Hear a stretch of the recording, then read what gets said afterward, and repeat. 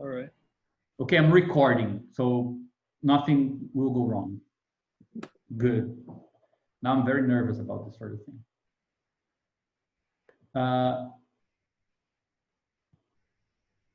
Should we start then?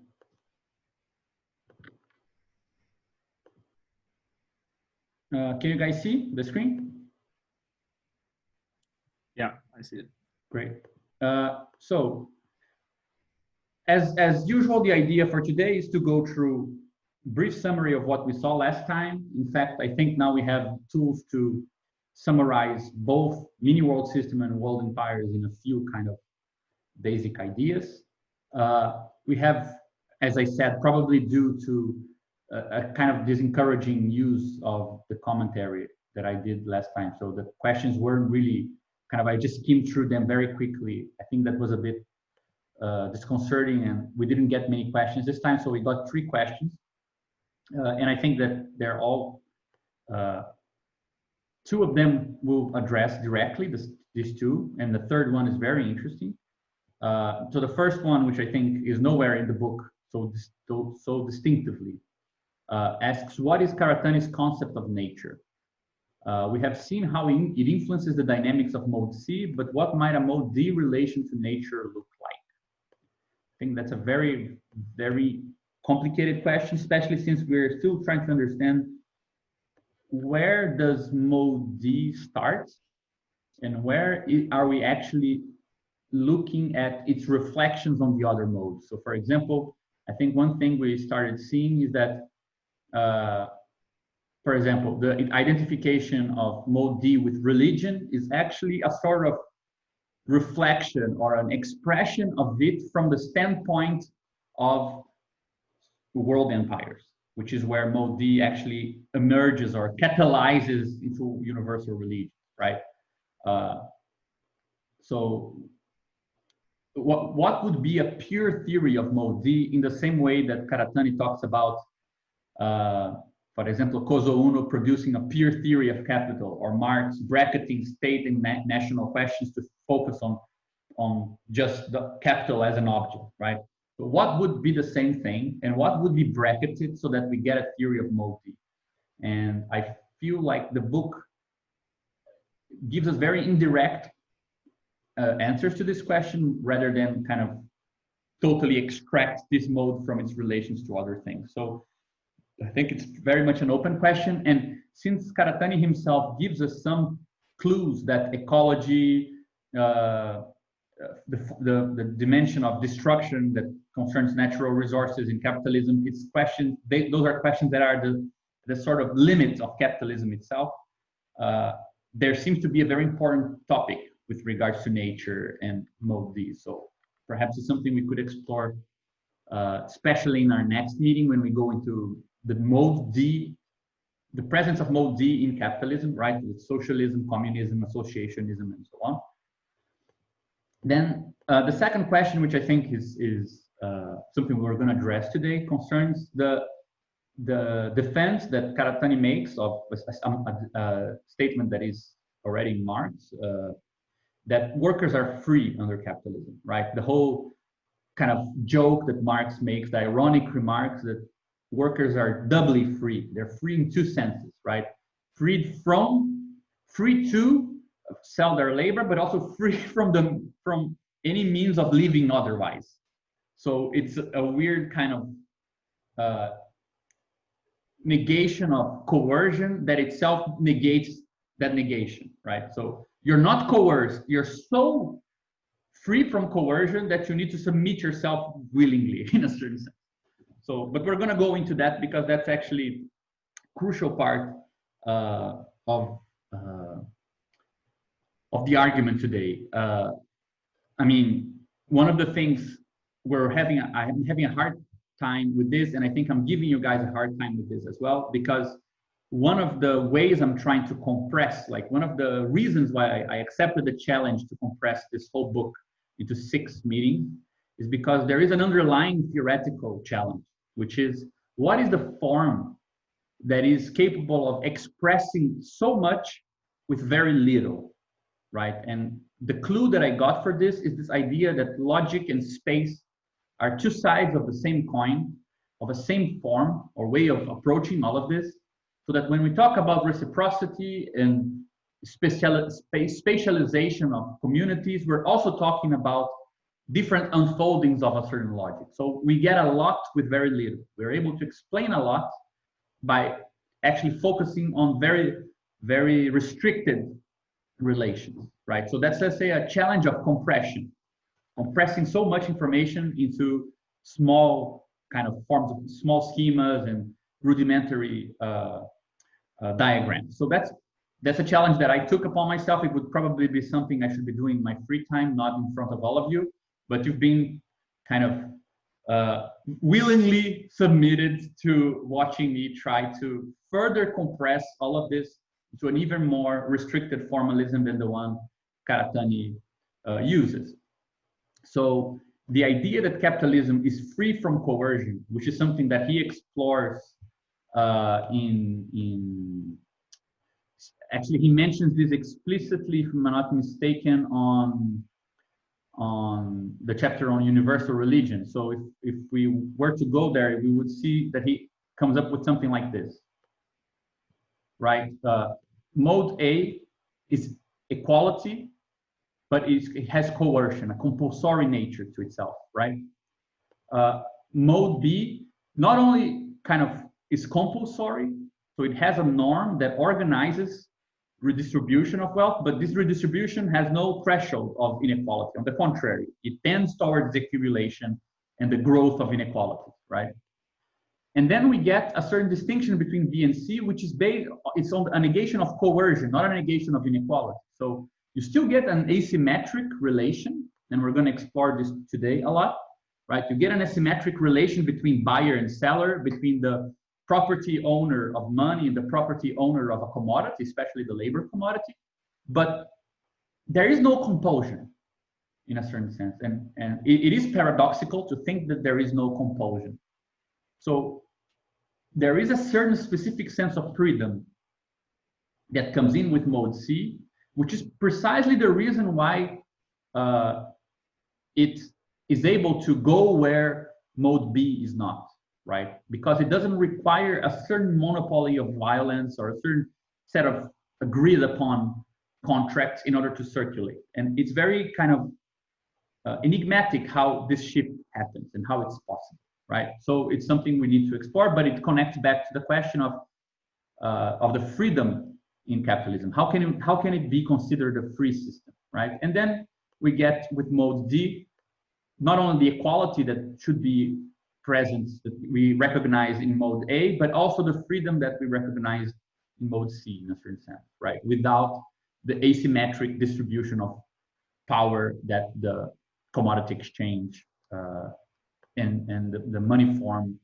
propagates, right? So we get this kind of little system here. So the third question is actually something we're going to address. And the question says, okay, Karatani criticizes in this chapter, like especially in the one on the modern state, a lot the idea that, well, everyone is so focused on the idea that of analyzing the state from the interior of the state, that nobody is really paying attention to the fact that the form of the state is an interstate exchange, right? Is the recognition between states is that defines the modern state, and not the internal relation of citizens to a sovereign or to democracy or whatever, right? And for Karatani, so the question asks, is this in Marx, right? At what point in Marx's writing did this insight become clear, the state as autonomous? And who are there other thinkers, right?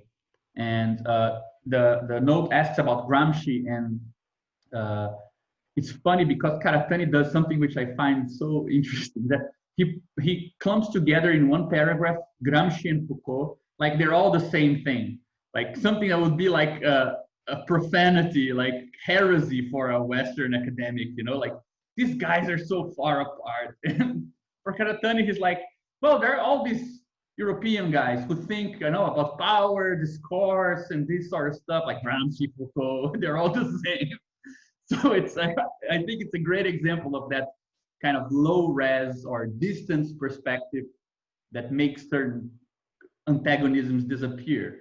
Because for him, in a certain perspective, they're all together, and none of them give precedence to the sort of alternative scale at which state works and from which it derives its autonomy. So for him, and I love the fact that even though he hates Althusser, he doesn't mention Althusser. He doesn't. So it's an interesting silence there, because for Karatani, in a certain sense, the question is never how something got generated out of nothing, in the sense of, well, we have people, and then we come up with a state, and then it rules over us. How can this be that this form produced by us gains some autonomy? And then we need to explain that relative autonomy of the state. For him, that question is poorly formulated, because if you think so, then you didn't realize that the state was always already operative even before you got together as a bunch of citizens to create your own constitution or something, right? So in a certain sense, for him, the great thinker of the state will remain Hobbes. So for him, the only place where, with that minor correction we saw last time, right, of substituting a sort of covenant between individuals for a covenant between communities, and then getting to the problem of, is the state born within or without the community, right? For him, that's the proper consistent form of posing the problem of the state. What we are facing as modern critics or theoreticians of modern politics is not really the birth of the state, but the birth of the modern state, which is then, let's say, deviation from, or a transformation on a logic that's already there.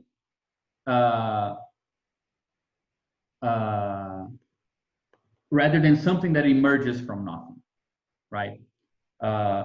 So there's a big difference there. And the only guy I think that I can remember that Karatani mentions positively on this point is Hobbes on one point, and then another thing that he mentions is Marx's analysis of the 18 of Brumaire and Bonaparte, and which he praises. I would say that for Karatani, if you had to reduce Marx to two works, it would be Capital and 18 of Brumaire. Like, those are the key kind of texts to understand how to read things in a Marxian way, right? And I really, really, really recommend Karatani's introduction to a book called History and Repetition. I think we have it on our folder. It's a book of a lot of his commentary and writings on Japanese literature and Japanese society, but the introduction is a reading of the 18 of Brumaire, like from beginning to end. Part of it actually is instruction in world history, but part of it is not. The more detailed, fine-grained analysis. We will see how this plays into his theory of the state, right? Karatani's theory of the state, because at the same time he says, well, Marx is very perspicuous there. He understands a lot of things about the dynamics of, let's say, how the outward state turns inwards, or how the truth of the modern state appears in the moment of the crisis of the state. But there is no general theory of the state, and definitely in Capital, we don't get a theory of the state, or if we do get, is usually very kind of connected to Marx's early work, where the state was very much thought in terms of this critique of Hegel and the idea that civil society produces the state, and the state then rules over the contradictions of civil society as the committee of the bourgeoisie or whatever, right? So it's only in this particular text that Karatani sees something new in Marx that is useful for the analysis of the state. We covered this far just these two small topics, right? Mini world systems and world empires, which covers up all the history up to 1500 AD, right? So these were the three little schemas I suggested we pay attention to from the first part of the mini world systems. Not going to go into them again. We discussed them briefly the beginning of last meeting, but this is useful just because I want to go back to this because, as I said, part of our effort is to find a proper way to describe the connection between logical distinctions. So, for example, the distinction between what happens inside a household, right? Why is a household different than a settlement, which is different from a federation? We want to be able to distinguish these things in a way that distinction is also the creation of a distinction in space between the inside of a household and the outside, the relation that happens inside of a settlement, between settlements, and so on. So we're always trying to, and this is kind of something I'm forcing because it's not like Karatani is so clear about this all the time, but I'm trying to make it so that we always think these two things together, right? How is it that something is made to differ from something else is also how those two spaces are constituted, right? Karatani focuses a lot on the spatial distinctions of these things, but I think it's also useful it's an open thread. I think it would be interesting to follow it, to imagine that this doesn't necessarily require us to think about space, right? So when I think about this, like a household here, sorry, let me praising my abilities to draw in on.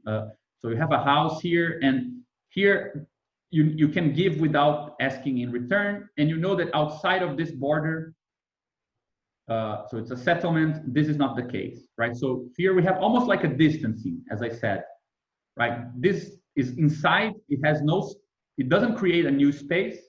Inside the settlement, it organizes the interior of something, right? And outside of settlements in the federation space, for example, it divides two settlements, for example, even though they are bound together in a federative way, right? But we could think of this in temporal terms as well, right?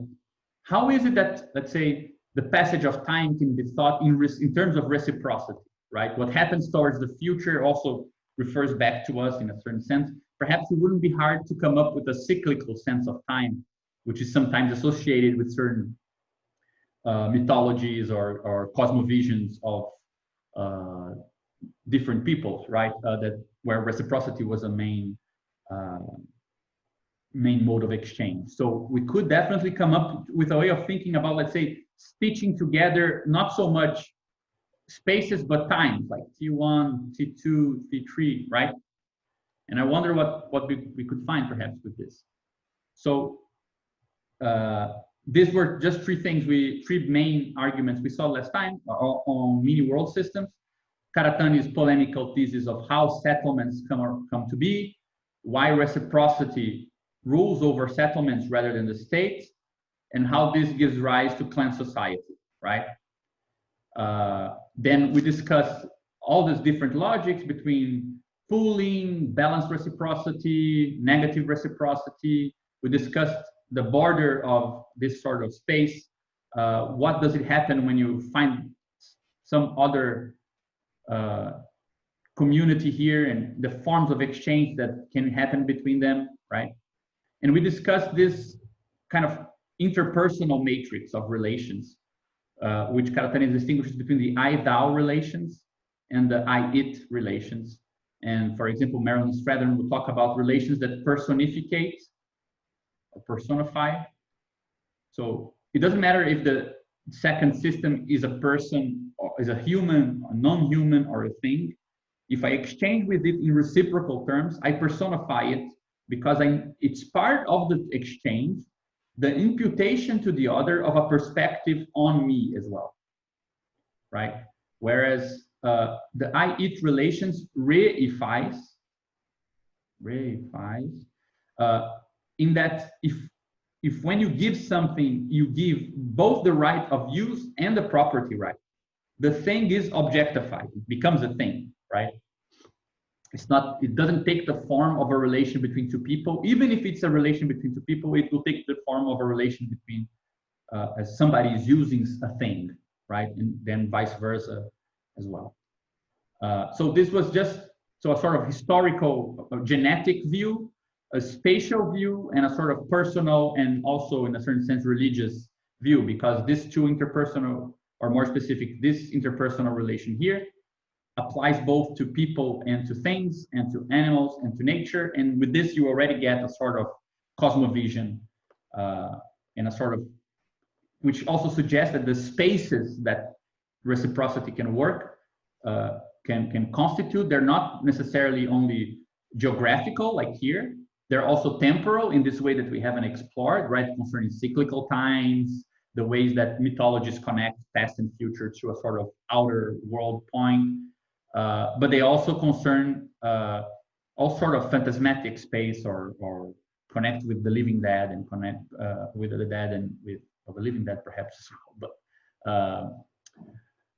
with other creatures and so on. And last time I tried to, these I think are the two most important insights that I wanted to suggest, that I want us to keep in mind, right? The first is very clearly in the text, right, which is the move from reciprocal relations between two communities, so community one here and community two. So inside of them, we imagine that balanced reciprocity, pooling, and so on is valid. But in the case that rather than this kind of stabilization of reciprocity, we get a sort of destabilization, either due to the fact that we only had commercial relations, trades, which didn't create a common space, didn't create a common set of rules. And then this unstable space can fold upon itself and a community can dominate another, or through war, right? Where one community simply wins a war over the other, and rather than decimating the other community, takes it as a sort of, through a certain covenant, as Hobbes puts it. So we get the establishment of the plunder and redistribution logic, right? You plunder from this, and then you redistribute to it. And you can get this both in terms of protection, so you take certain rights away, but you give back certain security, or you take some material things away, wealth, and you redistribute part of it back to people, or in terms of public works, or you redistribute it to other communities as well, so they get a certain share that it might be bigger than the thing that was taken. So it's basically, let's say, the basis for the idea of taxation, for example, right? And this crazy thing here, this was my weird attempt of deriving this sort of structure, right? Or the structure of a law that at the same time that makes all citizens equal amongst themselves, right? Make them all unequal before something. So how did this inequality before something emerge, right? Without us having to assume that it comes from nowhere, or that you just take it for granted. How could it be thought of as something that is built upon this initial and very unstable relation of dominance, right? These guys won, these guys lost, which is, let's say, already the extreme point of negative reciprocity, right? A war where these guys get the worst of these guys, right? So how can this very unstable thing become a stable relation of dominance? And the way I try to do this, again, forcing very much this sort of topological view, right, where the space and the logical parts are very tied together, I imagine something like this. So imagine that we have that little reciprocity metric, right, where at the 0 point, it creates a space with no reciprocal relations. At the 1 partition, it creates a space that we call 1, right? So an internal space, right? And at 2, it divides between 2. So it separates, here is 1 and here is another, right? So you have that sort of metric. Imagine now that we superpose the metric of one community with the one of another, right? So this is the winning one and this is the losing one. In the following way, what counts now as the other for me is the inside for someone else, right? So where I would put an other, like someone that is not inside, it is the inside for someone else, not for me, but for the other community, right? So it's like, sorry, I have the terrible habit of looking at the chat windows and I want to read it. So you see, we construct the problem, the kind of the contradiction of the inside and the outside, because yes, this is the logic of my settlement where I have balanced reciprocity. And this is where war happens outside, right? But at this outside now belongs to you. So it's your inside. So at this point here, you get a sort of triangle, right? Where I understand that there's something happening here which is not balanced, which is extreme, but it's kind of contained by your inside, right? So we get this little triangle where I relate to your interior, but your interior sets the tone or gives the norm for what is my exterior, right? So it's a simple way of saying, like, here is my interior and here is my outside. But this outside, actually, you call an inside, right? So when I'm here, I think I'm outside, but from your perspective here as the winning community, no, you're still in my space, right? So this is just a simple way to kind of formalize or start thinking about how this stitching of spaces. So I had my house here, and then I had a settlement, which I called an inside. And here I called an outside. And things that came from the outside could be balanced, it could be kind of contained or not, right? Suddenly, the outside itself is a community. So the rules of the outside now, which were very unstable, they get normalized or stabilized by your inner rule. But at the same time, this becomes a bit asymmetric, right? There's one part of it which is mine and two part of it which is yours, right? So it kind of gives an idea that we can perhaps get information about this shift simply by looking at how this imbalanced reciprocity might get stabilized or get formalized into a now asymmetric relation, right? Then we also looked into just the difference between the spatial differentiation between mini world systems, right, with their households and settlements and federations and relations with what's outside of a federation, with the distinction with the world empires, which have centers and margins relating in very strict terms of, right, plunder and redistribution. We have at the very kind of limit of it, the submargin, where the economy of this is kind of faulty. So you still get the sort of taxation and some public works, for example, but these are almost like incapable of guaranteeing, or it's not worth guaranteeing that you won't, for example, have other forms of relation with the outer sphere or with the margin itself. So this gains a bit of an autonomy, right? But basically we get this minimal structure here. So we get then to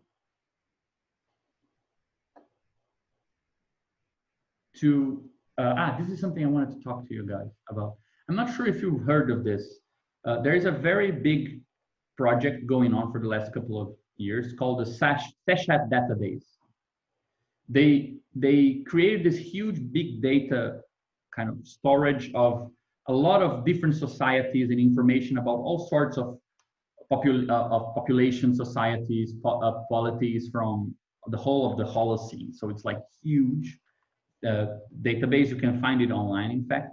And this guys here wrote a paper, which I found very interesting if you consider it together with Karatani, because they showed that there is a sort of, there are two things they call the scale threshold and the information threshold in the history of the Holocene social evolution. So you get a lot of societies which are like growing in population, and then they they get kind of limited here. And then they only if they develop a certain, so this is like the scale of them. And only if their capacity for developing information and processing information goes over a certain limit, they manage to survive and continue to grow in scale. And then again, they find a new scale limit. And like if the information threshold is not crossed this way, sorry, right? If it's not crossed, then they perish, like they destroy themselves. So they see a sort of correlation between the size, both in terms of population growth, wealth, and so on, and a certain infrastructural capacity. And if a society didn't develop informational systems together with their growing scale, they tend to disappear. Whereas when they reach a certain scale threshold, these information technologies tend to appear, right? So they try, for example, to turn around questions in terms of why didn't writing systems appear in certain societies in Latin America, for example, and they show well they wouldn't serve any purpose.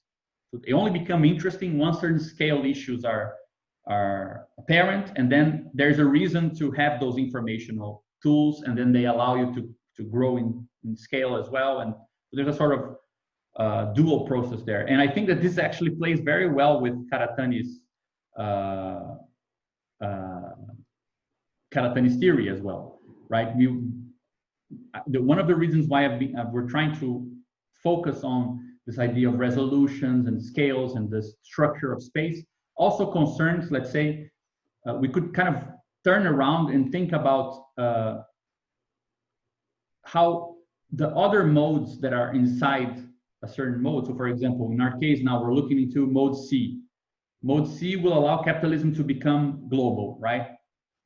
But it would never become global if mode B and A didn't really allow it to, let's say, process the information that goes along with it, right? So modern bureaucracies, the sort of kind of differential displacement of people and things like this. So perhaps there is an interesting way to approach also the distinction between modes and how they play together in each kind of form of a system, since these systems are kind of defined by their size as well, right?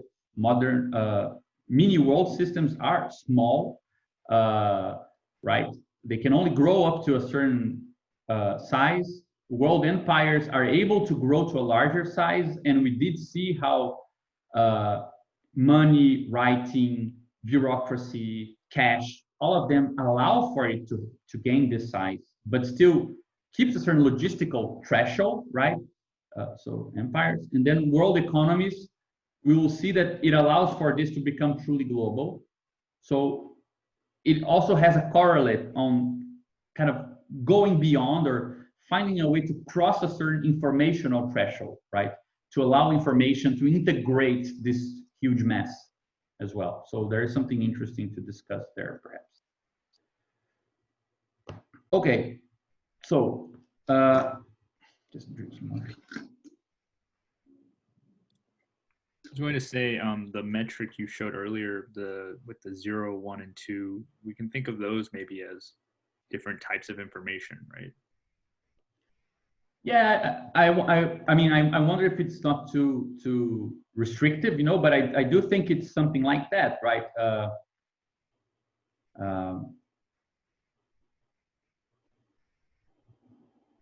Like yeah, two would be like information about the other. So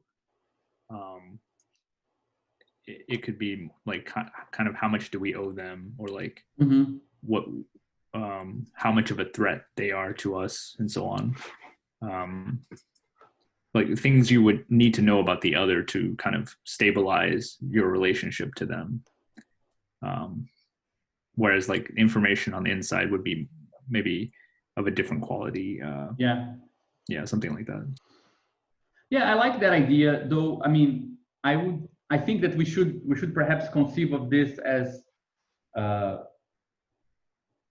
for example, one thing that perhaps plays into what you're saying, we did see that, for example, at the limit of federations, there is a sort of, you can't really tell apart if something is noise or signal, right? I mean, you don't know if another who is here is a menace or not, because you don't have a common space, right? So in that sense, perhaps we could imagine that this sort of metric that goes from 0 on the inside to the 1 here to the 2 here, right?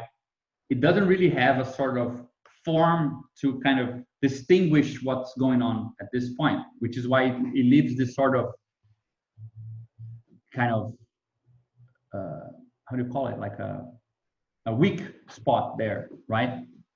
So perhaps that's an interesting way to think about informational spaces, like when we talk about these different logics. But at the same time, I don't think that Karatani would treat each logic itself as a form of information, for example, because as we will see, all system requires all modes, right?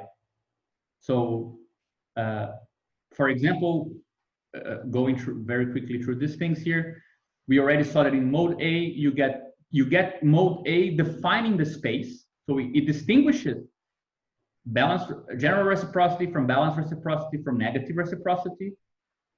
This negative reciprocity here, and like all of them really keep the mode B in check. It never appears, right? Mode C appears as the sort of something that can even happen here, right? Outside.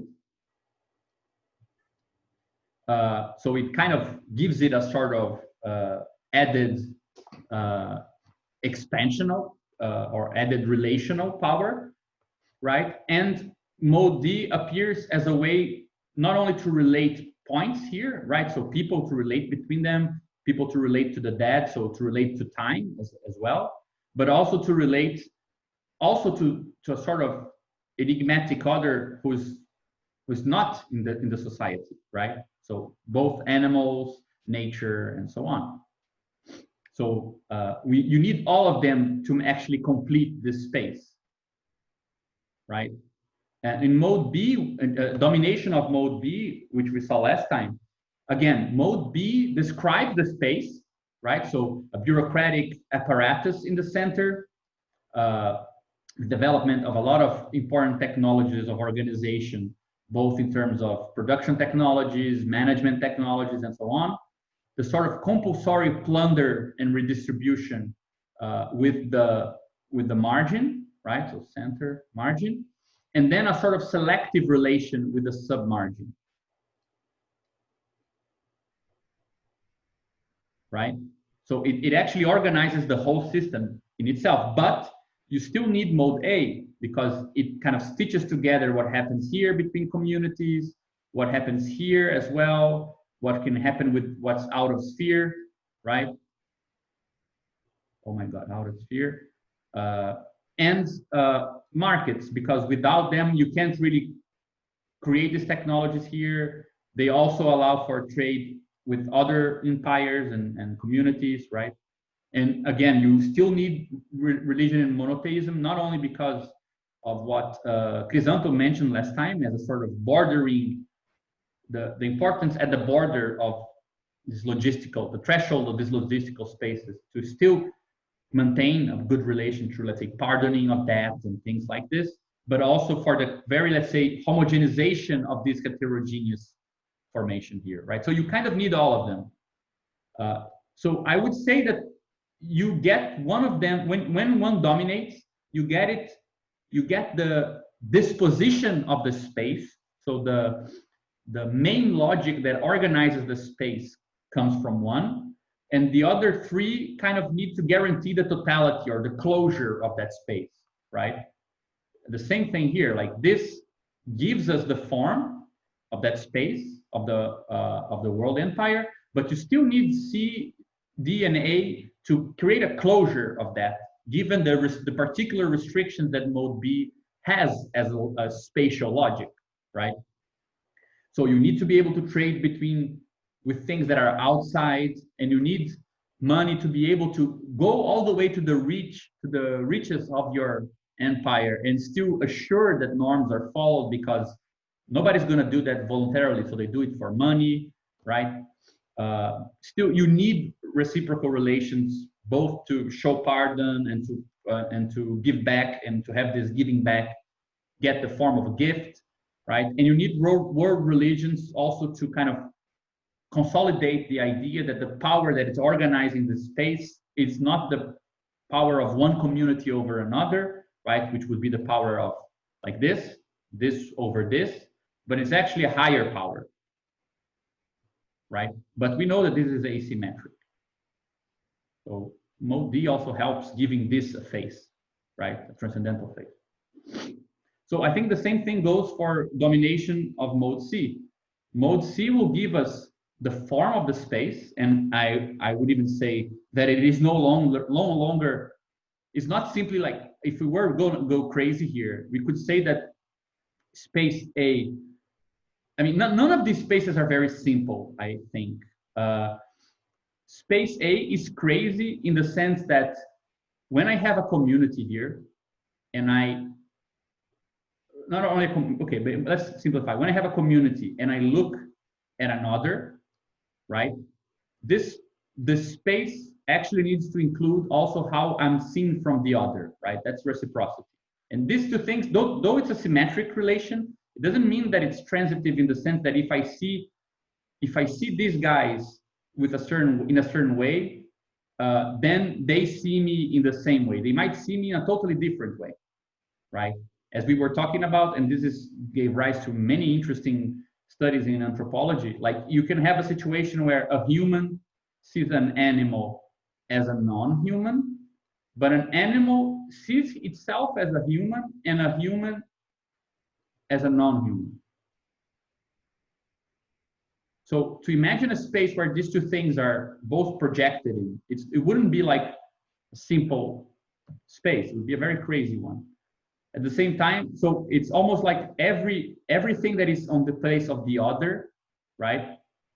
So here's the inside, but the other here, it maps this inside in a new way, right? It maps it as the other of its inside. So it's not necessarily very clear, but I think mode B could be mapped perhaps as a sort of, it seems very, very kind of equalizer in a certain sense, but it all kind of it connects all to a sort of one point here, right? It's a sort of transcendental point. It's out of the world. It's the first point that, rather than the perspective, right? Everything appears to a perspective, which is perspectivism, right? You get everything appearing to a transcendental perspective here, which is like the God's eye. So it will be a different space, right? And then God knows how we want to define this one, but we're going to see it today. But anyway, and trying to kind of laterally address your question, then, is because I think we need to also always consider the way that the other three modes make this space consistent, rather than just assuming that each one of these already gives us, let's say, a consistent way to, let's say, map a space, right? It might distinguish spaces, but you still need some additional kind of touching up for it to consist, or something like this. Yeah, I was just thinking about the question of scaling up one of these modes, and it seems like each mode kind of gives way to another mode when you hit that scale problem, right? Like, mode B starts to fall apart because there are the submargins, or because it can't go beyond the submargins in a way. Mm-hmm. And because of that, you can't, the God's eye cannot see beyond that region. And that's a limitation of the information processing that is available from the bureaucratic system. But with like capitalism, you don't have to see everything, right? I mean, we're getting to that point. But yeah, but I think that's an important point. Yeah, but I think it connects definitely to that. I mean, I brought that reference to that article because I think it's a nice kind of concrete counterpoint to show that this is not like a philosophical kind of acrobatics added to Karatani's work. It's a very kind of natural problem that people who are dealing with world history are dealing with, right? To talk about, I mean, and this is how Wallerstein and Brodel and other people who discuss world systems end up discussing it in terms of space, scale, and information integration, right? Why do these things form a world after all? And I mean, people who are into Badiou might also recognize this minimal definition, right? A world would be something where you define, let's say, the sort of resolution where things count. So you need to have a sort of metric which says, okay, we're going to look at this from a certain, we distinguish it at this level, not further down into individual people, not higher up from big cluster of people, but this sort of relation counts, right? So you need to have a sort of, rather than call it a metric, let's just call it a sort of, so you need to define a sort of relation. And then you need this relation to do two things. It needs to be able to map everything, right? But it cannot map everything in a sort of inconsistent or inconsistent is not the right way, but a sort of, it cannot disseminate itself without integrating itself, right? So you need to both have, let me add this like this, right? So you have a relation, it must both disseminate,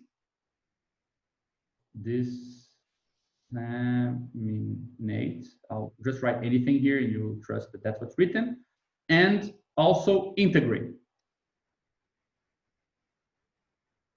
right? So it's a sort of almost like actually a good way of doing it. So world would be like you have, so a relation, and in a certain sense it disseminates,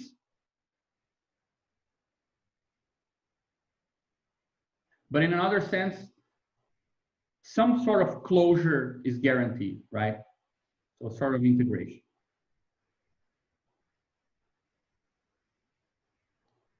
This is a very simple idea for what a world is that can be applied for like a life world, or for even a Heideggerian concept of, you know, this sort of horizon, which gives it a sort of amplitude to the space, right? But at the same time gives it a sort of closure. And so in a certain sense, what we're talking about is always this sort of a mode of exchange is a sort of fundamental relation, what, for example, Alain Badiou would call a transcendental of a world. And then we need all the modes in order to both have its dissemination and its integration, right? So here's this was my hidden card. That's pretty much what I've been trying to do in between the lines as we go along. Anyway, but yeah, Dennis, I think it connects back to what you were saying, right? I mean, to make this thing stable, right? A relation that disseminates, but only insofar as it also remains integrated, right? You can imagine that this dissemination here goes beyond the point where the integration is possible. So this would be the scale threshold. This would be the information threshold, right? Ah, okay, yeah, that makes sense. Right? I mean, you can take, for example, your military power very far away to a point where you can no longer integrate it. Like you take it to rule over a very small tribe very far away from your empire, but it's so costly to get there that you don't get anything back, right? It kind of breaks down due to logistical limits. So you need to change the central relation so that you can continue to expand and still remain capable of integrating. Something like this, perhaps. It's interesting that we're not talking about how mode C plays an effect here. We're kind of talking about A and B, but I really, and I know we'll discuss it with feudalism and so on, but it was just fascinating to understand the, like, let's say, strangely subversive way in which a world struggles to maintain the efficacy of its relation through through B, when you introduce C, like the example of the Germanic tribes to the north of the Roman Empire, basically like remained within C, and that was precisely why they were able to overwhelm the core in some sense. And that's kind of a really really interesting way to think about mode C, is all I'm trying to say. Yeah, I think that, I mean, the reason why I'm trying to kind of hammer this point down is because everything gets a lot simpler on one hand and more convoluted when we get to mode C. And I think that it's important to see how these questions played before, and I mean, how we've been tracking them, you know, kind of in between the lines all the way when we arrive at this point. You'll see that we already covered a bit of what's at stake in the modern world system with this discussion. So we'll actually be able to go a bit faster now. But there's just one point. This dissemination and integration stuff you just mentioned, it kind of looks like the way Marx exposes how world commodity exchange transforms labor into abstract labor, in a sense, because it goes from disseminating the capitalist mode of exchange relationship, which somehow transforms all work in abstract labor. But this is why values are not formed by labor from the beginning. This happens only retrospectively, and especially in moment of crisis, in which a lot of super productive commodities crash the value of labor, showing that a lot of labor was dispersed, how can I say, was spent superfluously. yeah, I totally agree with you that, I mean, that's why Karatani will say that, for example, in the world economy, where this main relation here would be value, right? You have a certain expansion due to market relations and surplus extraction, but only in crisis is it clear how this was integrated, right? So crisis, which is for him always connected with credit, is, let's say, a proof that something needs to give so that this remains integrated, right? Which will be credit. It's a kind of interplay between labor here, which plays a double role here, right, of producing and consuming, and credit as a sort of. So I agree with you. We could definitely, and hopefully we'll get to that as well. I'm not so worried of moving as fast as last time, because since we're going to spend two meetings on modern world systems, I think that it's good for us to kind of really nail the way we're approaching this, so that even if we leave some stuff for next meeting, it all makes a bit more sense, I think. So one thing that I mentioned here very briefly, but it's very important because it happens all the time in the chapter on the modern state and industrial capital, is that you know that Karatani poses this problem, right, in the chapter on the formation of the state. Like, where is the covenant formed? Is it forced from the outside, or does it emerge from the inside? Do I pledge allegiance, or do you submit me, right? And this little triangle here is a solution for this, because we see that the pledging of allegiance of me to you is actually organized by your own monopoly of violence here, right? You have the monopoly on negative. You interdicted negative reciprocity, so you have a monopoly on violence. So I pledge, right? So you don't need to choose between, does it come from the inside or the outside? Because this other here, which will gain increasing transcendent place with regards to local spaces. So if we think of it like the losing and the winning community, and we ask who submits to whom, right? We'll see that actually B is like this, where what counts as the 2 in below counts as the 1 inside of this bigger space, right? The interior of it.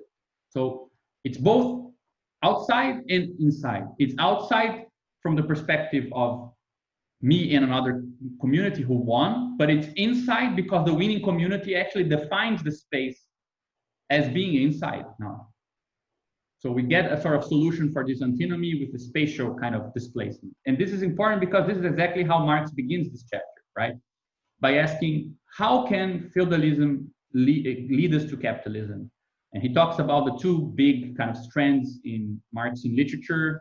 Paul Sweezy stressing that capitalism emerged thanks to the development of trade, and Maurice Dobb highlighting the internal collapse of feudalism, right? So for Sweezy, the emphasis is on circulation. So trade kind of trade gets the best of state in a certain sense, and for Dobbs, it would actually be that the state itself, in the interior of the state or of the feudal situation, collapses, right? So in this case here, C comes from the outside, and here C comes from the inside. So you get again the contradiction between, does it come from the outside or the inside, right? And again, Karatani will, and many times in this chapter, talk about this and say, well, you don't need to choose between the two. You need to be able to think both together, right? The logic is always, if at a certain level you find this antinomy, usually there is a higher scale at which these two things are actually forming the very, they get the form of the law of this other space, right?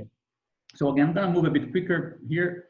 The only point that I think is really essential here is that he says that he makes a strong point that development is actually, let's say, born out of backwardness.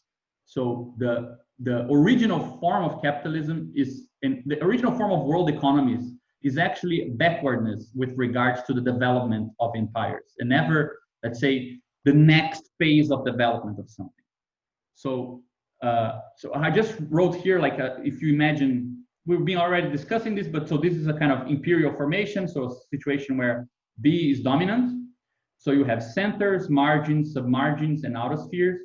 You see that the logic that defines the spaces is mode B, but you still have all of the other logics working through here, right? So sure, mode B is defining the relation between the community in the center with a marginal one.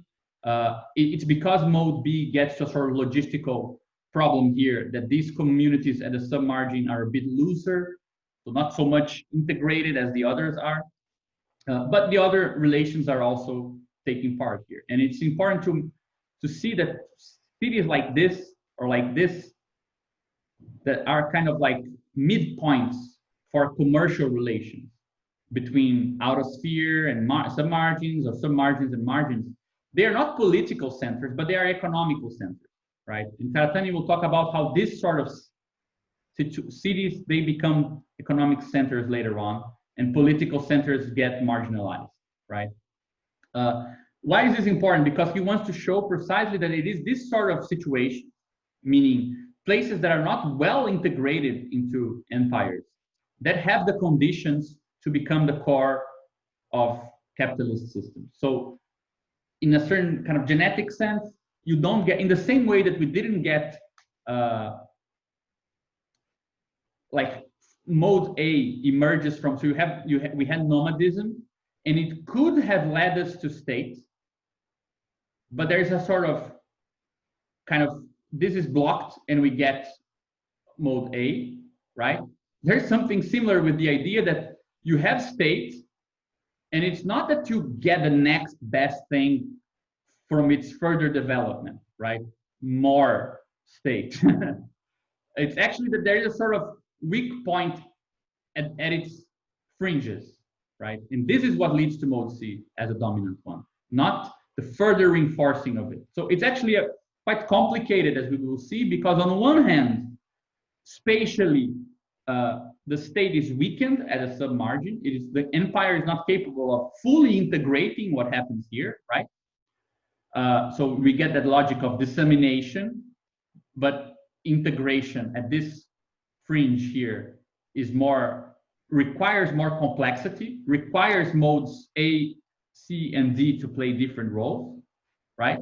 But to turn this into the core, you need a new scale of state. So the modern state is not weaker than the empire. It is transformed, right? So let's say the state below C still exists, and it's stronger than it ever was when C was smaller than B, right? Because let's say we can talk about this in terms of having crossed that scale threshold. So the actual integration of information in this space is much more sophisticated than in this one. Even though the state is no longer the dominant form, it still is more integrated and more powerful than it was in the previous one.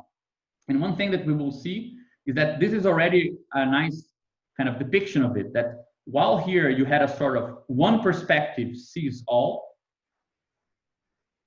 right? Because mode B needs to have a stronger foothold on the center.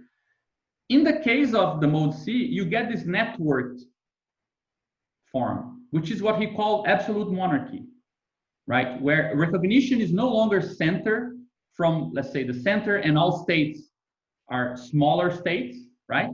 But every state sees the other state in reciprocal recognition, right?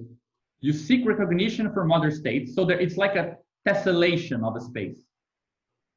So this form here is much more capable of expanding like this, right? Mode B, than this one here. So it's a good way of thinking about how this network of mode C is actually much more powerful in terms of how it can disseminate itself and integrate itself, right?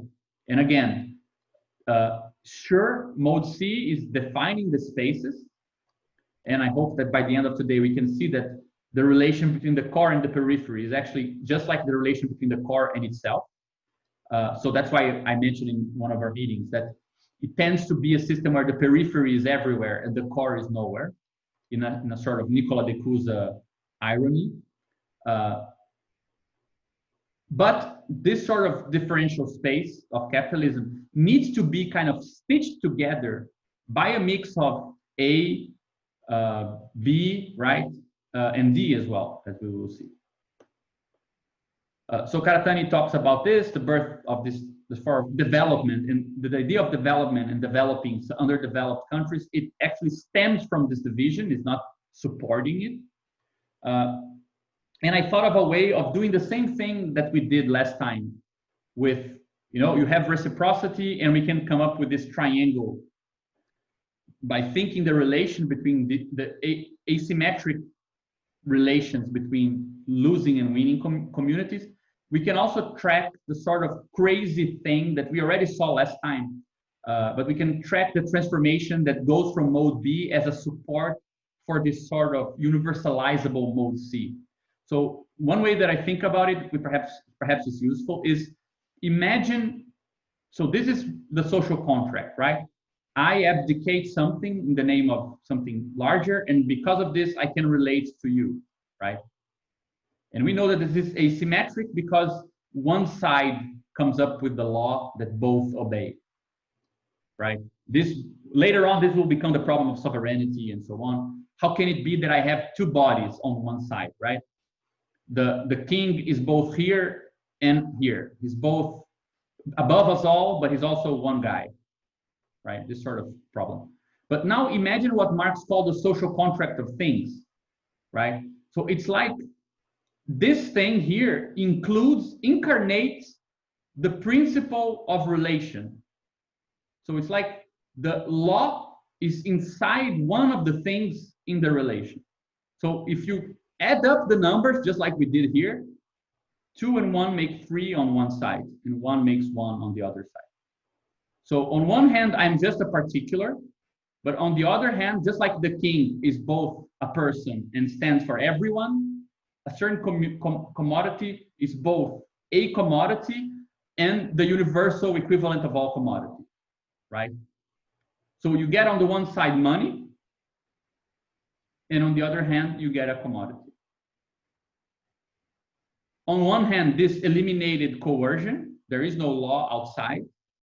But at the same time, it remained asymmetric, because when I sell something that I have to you who have money, it's actually an imbalanced relation, right?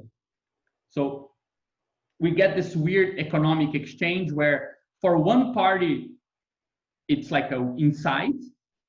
I'm just giving what I am, what I have with me, my possession. And for the other part, it's not only that I'm giving my possession, but I also am giving the law over possession, right? Whoever gets money gets not only a commodity, but the rule which allows it to, the sovereignty to buy any commodity. Let's put it like this, right? So it's like sovereignty falls within exchange. I can exchange sovereignty. Like in Brazil, this is perfect because our coin is called a real. Like not only comes from real, but also from royal, right? So you see the royal falls inside the coin. So it's perhaps a way of numbering these things that might be useful for us. Though I'm the first to say that this is all very tentative. But it's also a way of talking about how a space that was already there can be the basis for something else to appear, right? And this is important here. Why did I draw it with these weird numbers like this? Because this doesn't enter into the equation, and this doesn't enter into the equation. I don't care what you use it for, who you are. It's a sort of impersonal exchange. But even though it's impersonal, and this is where the freedom comes in, right?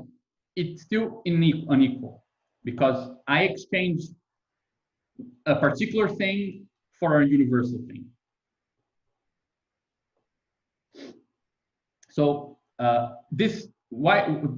think it's a nice way to start thinking about this is to imagine these things here as a sort of different way of knitting together a thread, right, of a certain, like a textile.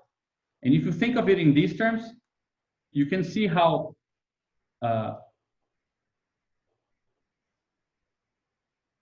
this thing is needing a space, right? We'll see how mode A next time needs what happens inside, right? Nation states, and how commodity exchange is able to organize this bigger space here. Anyway, moving on. So he talks about the spatial logic of this and focuses on something we already talked about, which is the limits of this integration, which we now can also talk about in terms of, you know, information and scale, where so the scale of a system gets kind of at odds with its capacity to integrate its reaches, right? So scale and information. So the logistical limit of an empire, and he gives us the formula for it actually. So the size of an empire is determined by the ratio between the wealth it can obtain by expanding its boundaries and the cost of the army and bureaucratic structures needed to accomplish this, right? So it's a sort of logistical and economic limit of an empire. It makes no sense to rule over this place. Let's say it can give us 100 a year, and to get here and bring something back, it costs us 110 a year. Why the hell am I gonna rule over it? You know? So there's a limit there. Now, what we will see is that the cost of this translation here, of this logistical transaction, is actually built into the commodity form. That's part of the reason why the freedom is so crucial, right? When I say the limit of here, I don't care. You're exchanging with me, right, for money, and you don't care what I'm gonna do, and I don't care what you're gonna do. What I'm saying is that the cost of selling is your concern. I don't need to worry about your conditions of production and your prices of production, and you don't worry about mine, right? So it's free on that sense. On the other, I am obliged to sell you, because otherwise I produced everything for selling, because I have an internal market. So if I don't sell it, I starve. So I need to bring it to you, and I need to bring it to you with the cost of the translation, yeah, the displacement included into it. So it's part of the commodity cost, its own logistical costs, right? So it kind of makes it so that this sort of limit, so the spatial limit is no longer the sort of limit that makes sense for capitalism. This limit here is not a spatial one, right? Because we'll never find this sort of logistical point. When you get to a limit point here, the commodity can always be reintegrated like this. Of course, to reintegrate this means to use state enclosures, means to reinforce the idea of popular sovereignty and the creation of internal markets. But if this is, let's say, another planet here, well, we can just put a flag here, make it so that it's recognized as a sovereign state, make it so that it has its own internal market, and then we can just integrate it again. There's no problem there, right? Elon Musk style, perhaps. Okay, so this is crucial because that idea about the limits of dissemination, we get to a point with the capital nation state where these limits, we can no longer imagine them in terms of spatial limits. That's why there is no idea of neither an idea of an out of sphere, which is outside of the reach of something, nor is the, let's say, the loosening of the hold of capital to be found in the periphery. On the contrary, while here we had a stronger relation between center and margin and a weaker relation with the submargin, in capitalism, the stronger relation is between core and periphery. The semi-periphery is like the Switzerlands of the world, right? Like they're there to kind of logistically help some out, to be like a banking state or something like this. And sometimes they might fall this place, sometimes they might go inside here, but they might be uncertain, but they're nowhere near the limit of anything, right? So if until at the level of empire, you could say that distance had some relation to sort of autonomy, right? I just wanted to ask one question on this forbidden status of the out of sphere in world economies. I mean, it's not forbidden. Well, I mean, in the sense that like it makes sense based on the logical topography and this inversion of space.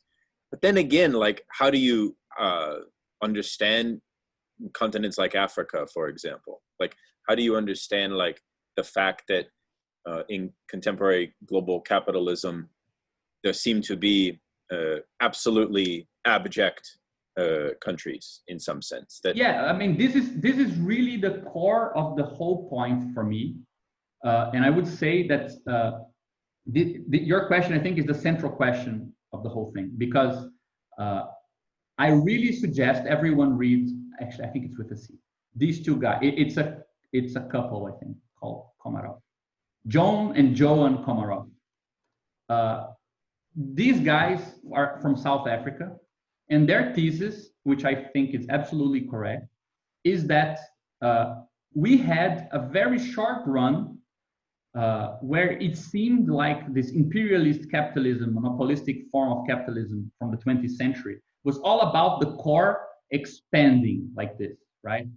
And then your question makes sense, because what about these guys here? They're not seeing the beauties of advanced capitalist society, right? But their theory is that this was an illusion. This was just a kind of a hiccup, because the actual form of capitalist expansion is like this.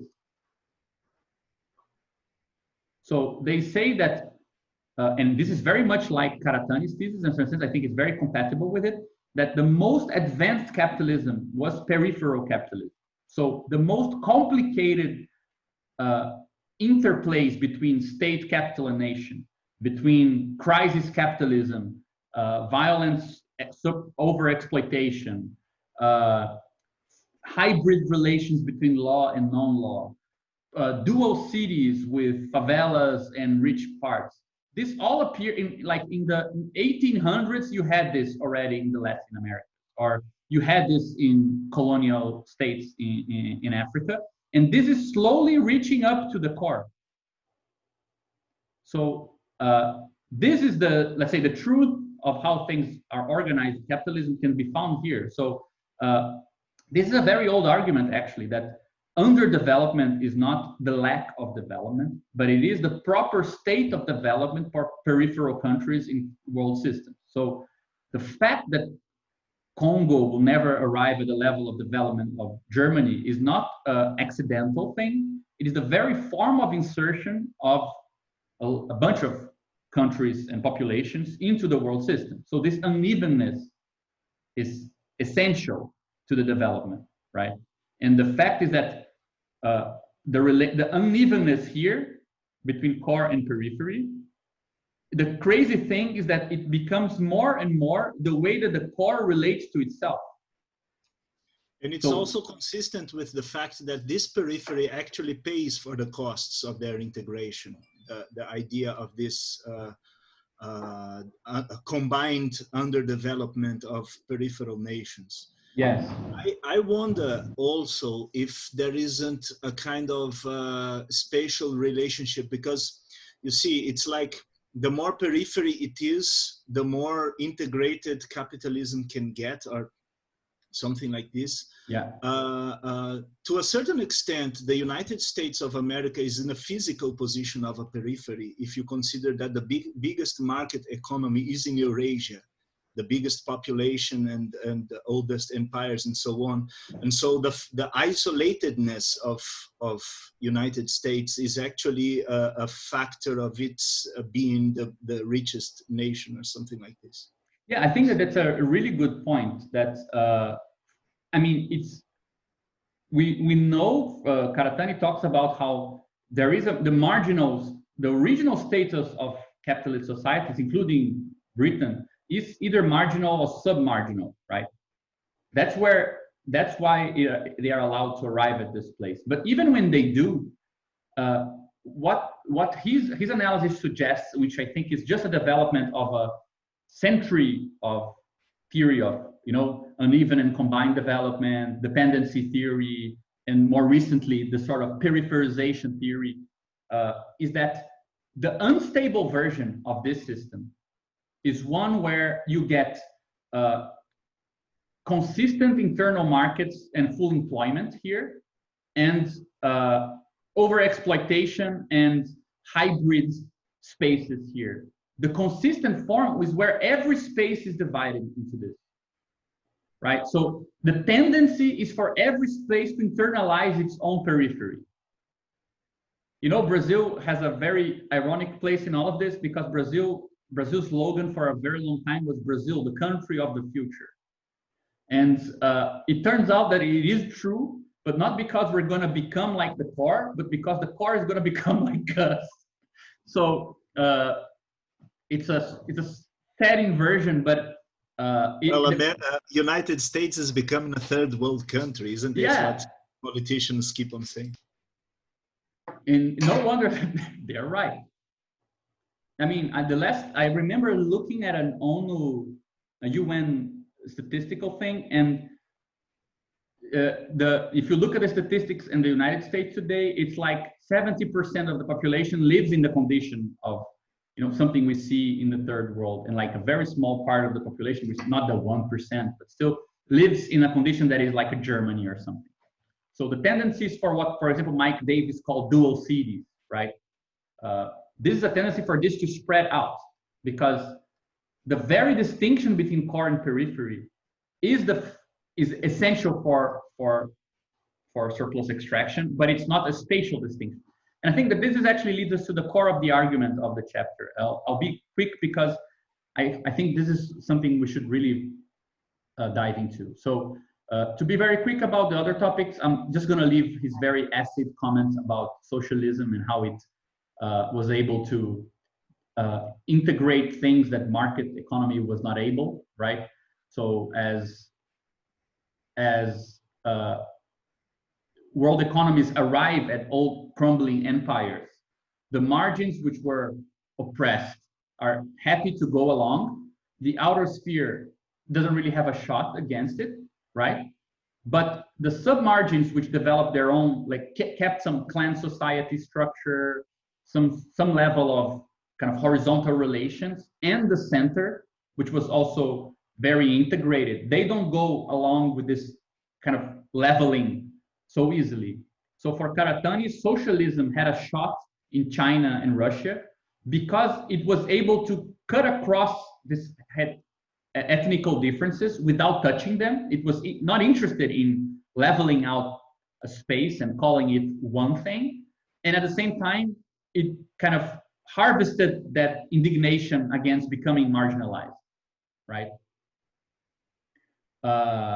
So he uses a little bit of a Marx there. They do this without being aware of it. So socialism was prepared the way for the market to come in without being aware that it was doing it. So I just want to say that, sorry, very quickly, there's a new book called Capitalism Alone, which develops a distinction, develops that line of argumentation, although not crediting Karatani exactly, which is that like Mao's China, like absolutely developed what they call state capitalism.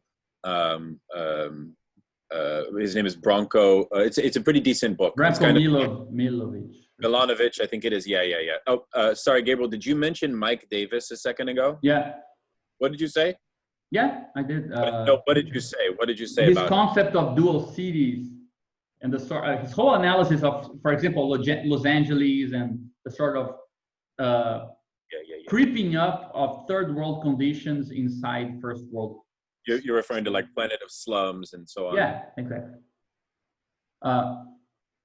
Which I think it's a very important. I mean, the guys like Henri Lefebvre as well, guys who study production of space in capitalism, they really take up a very complicated task because it's hard to talk about a space that doesn't require exactly spatial distinctions. Like they're not stable spatially. Because you can get that difference in space to be integrated into one simple space. And we will see that this is the crucial point that we need to get to, in fact. So Karatani then talks about a crucial point of his argument is that absolute monarchies are the right. I mean, it's an argument that Reinhard Koselleck also makes in Critique and Crisis, or Crisis and Critique, his book on absolute monarchy and the birth of modernity, that the absolute monarchies actually give the form of our modern states. It's not that they are overcome by it. They're just, the shape is the same. It's the content, the feeling that is changed, but it's the same cake, pretty much. And one way to think about this sort of critique that he makes of the sort of seduction that we get when we think that, so let me just use this here. So for Karatani, states, this sort of structure we were talking about, it was asymmetric, right? In the case of despotic states, both 2 and 1 are on one side, the side of the winning community, and my inside is on the side of the losing community. And the modern state is one where this transcendental status here is actually dissolved in a sort of lateral recognition. One state recognizes the other, and that's where the two-ness comes from, right? This sort of transcendental. It's a kind of lateral recognition. And he kind of jokes a lot and complains a lot about theoreticians who interpret this two-ness from the standpoint of the interior of states. So from the standpoint of nations, they are not capable of distinguishing the national side from the proper state side, and they try to account for this transcendence from the inside. And they ask themselves, how can it be that we got together, elected somebody, and then this guy no longer abides to us, right? Or that state bureaucracy gains some autonomy over us, or that laws become representative of a part of a community rather than its whole, right? And for Karatani, it's almost like we're looking at the wrong thing. We should be looking at the exterior first, which is where recognition is there clear as day, that this is the central point. And the community, which is the interior, is actually this, right? From the inside in. So this is not the right standpoint to understand this. It's the outside, which is the right standpoint, right? It's from the outside that you see that this tessellation is the crucial aspect of the state and not its inner duties to the citizens. So for Karatani gets to the point of saying that, guys, popular sovereignty is sovereignty, and sovereignty is an exterior problem. It's a problem of recognition between states. It's not a problem of you being recognized, right? There's no popular sovereignty is like a nice. You can have it as a treat, but it doesn't really mean that much. It's interesting in relation to African independence. I'm thinking mainly of Ghana. Because Nkrumah gets the go-ahead from Britain to lead Ghana into the first African independent state he's basically, his vision was one of Pan-African socialism. And then he has this kind of awkward thing where he is then leading the first African nation state, which is obviously completely in tension with his Pan-African ideal of socialism in Africa or whatever. And so from the interior perspective, he is this ideal of Pan-African solidarity and socialism. But from the exterior perspective, he's just the head of a state, which can never be Pan-African and socialist in the way that he imagined. And then that contradiction leads to military coups. And so I think it's a really interesting example to think about. I like that idea a lot. And Karatani makes this argument that in times of peace, for example, or in times that there are in crisis or anything like this, it seems like this is an effect of the interior. And like we elected this other, this point of view that looks upon us.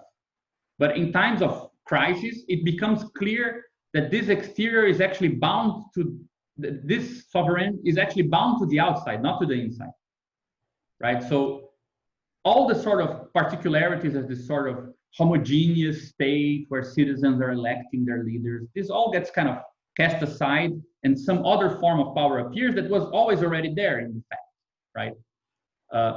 So I think that Karatani makes a sort of important argument, especially for situations where you can see the face of power changing from a sort of representative, legislative, regulative power to a sort of executive leader. And we always get this idea that it's a problem of populism, as if populism means, let's say, the emergence of something enigmatic from within the people, right? But for Karatani, it's actually just the outside. Like we're just craving attention of others. It's not about you. Like it's something that doesn't really solve itself by looking inside, right? Or trying to find, let's say, something deep hidden inside the people itself.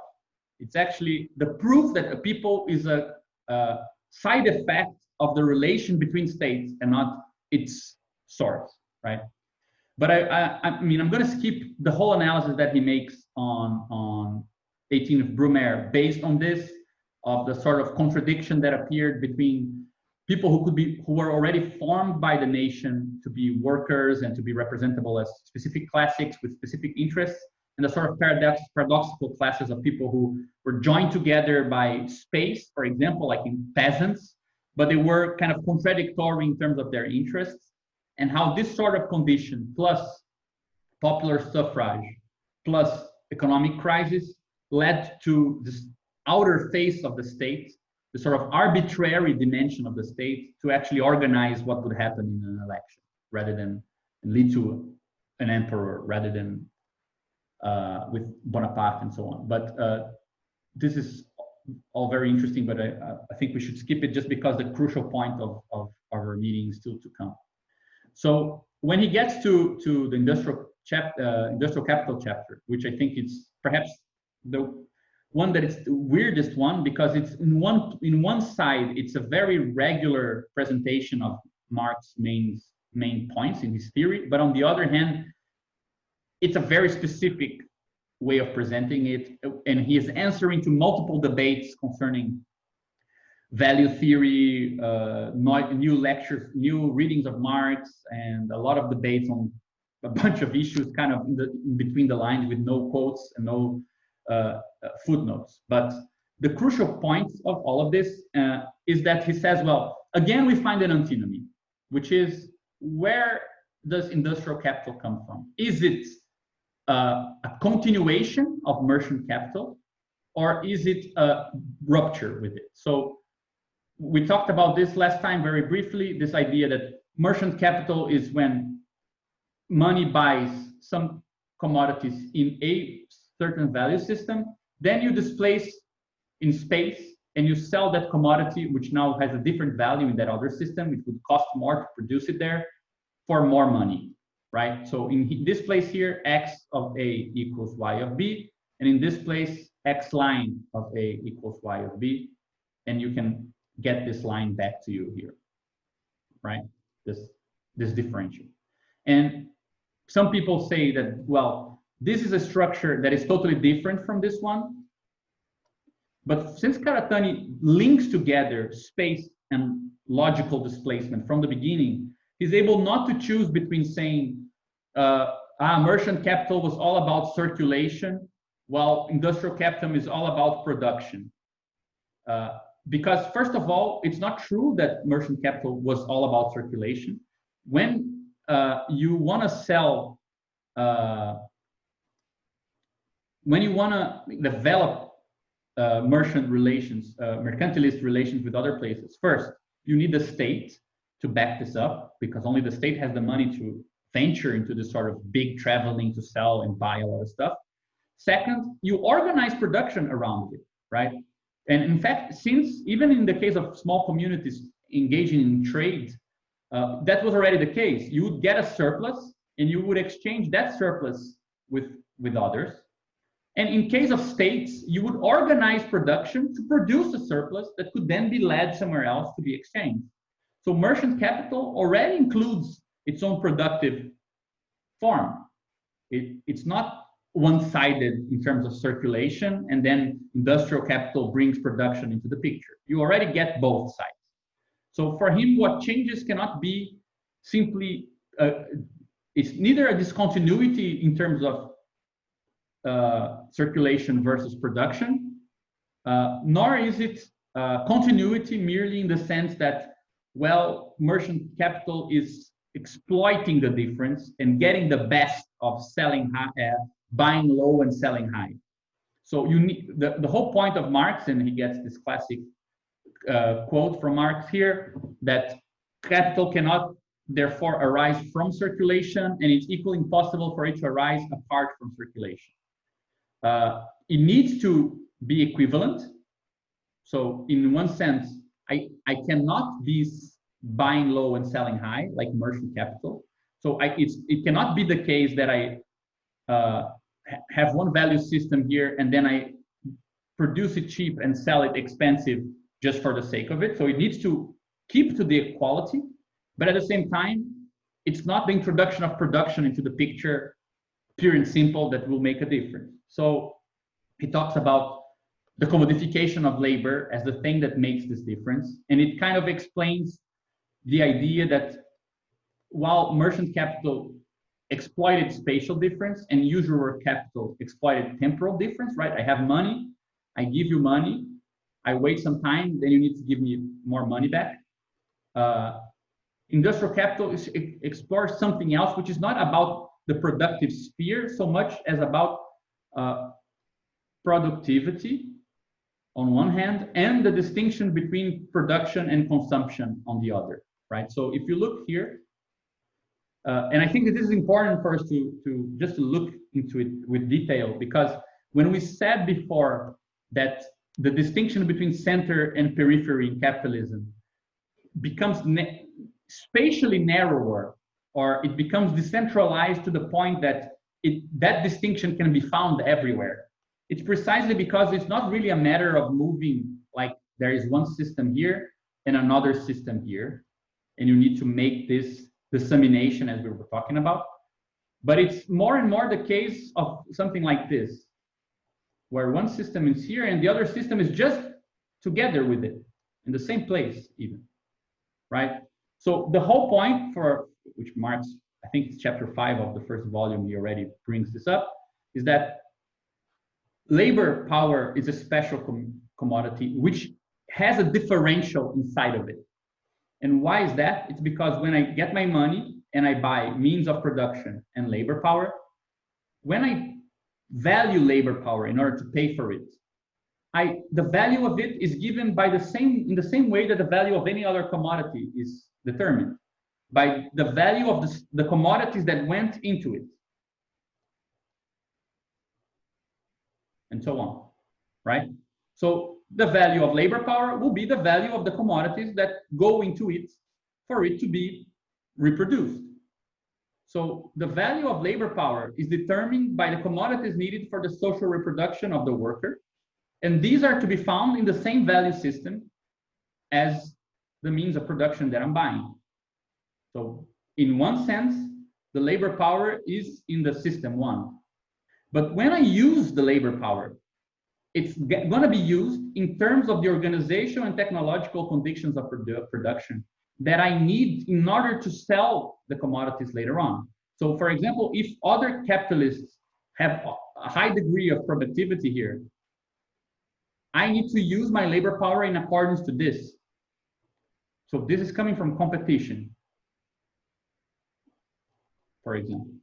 And this concerns where I'm going to sell the commodity, right? And therefore it concerns the second system. So on one hand, the value of labor power is valued in one's value space, and the use of labor power is determined by a second space, which is not the same. So labor power is kind of divided between two spaces, right? Perhaps something like this. So it's not really production that makes a difference, right?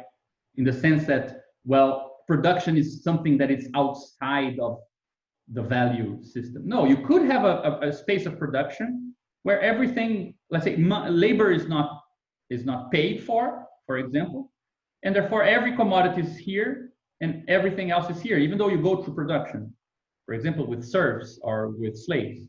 But with labor power, the production is actually a warping of these two systems, right? It's kind of stitches them together through this one point. Because I signed the contract of renting my time, and the renting of the time is based on the value of commodities in the space S1. But then the form in which my time will be used is determined not like arbitrarily, but by the conditions of production, which make that commodity being produced competitive in the market. So it cannot be too low nor too high. Neither of them are necessarily interesting, right?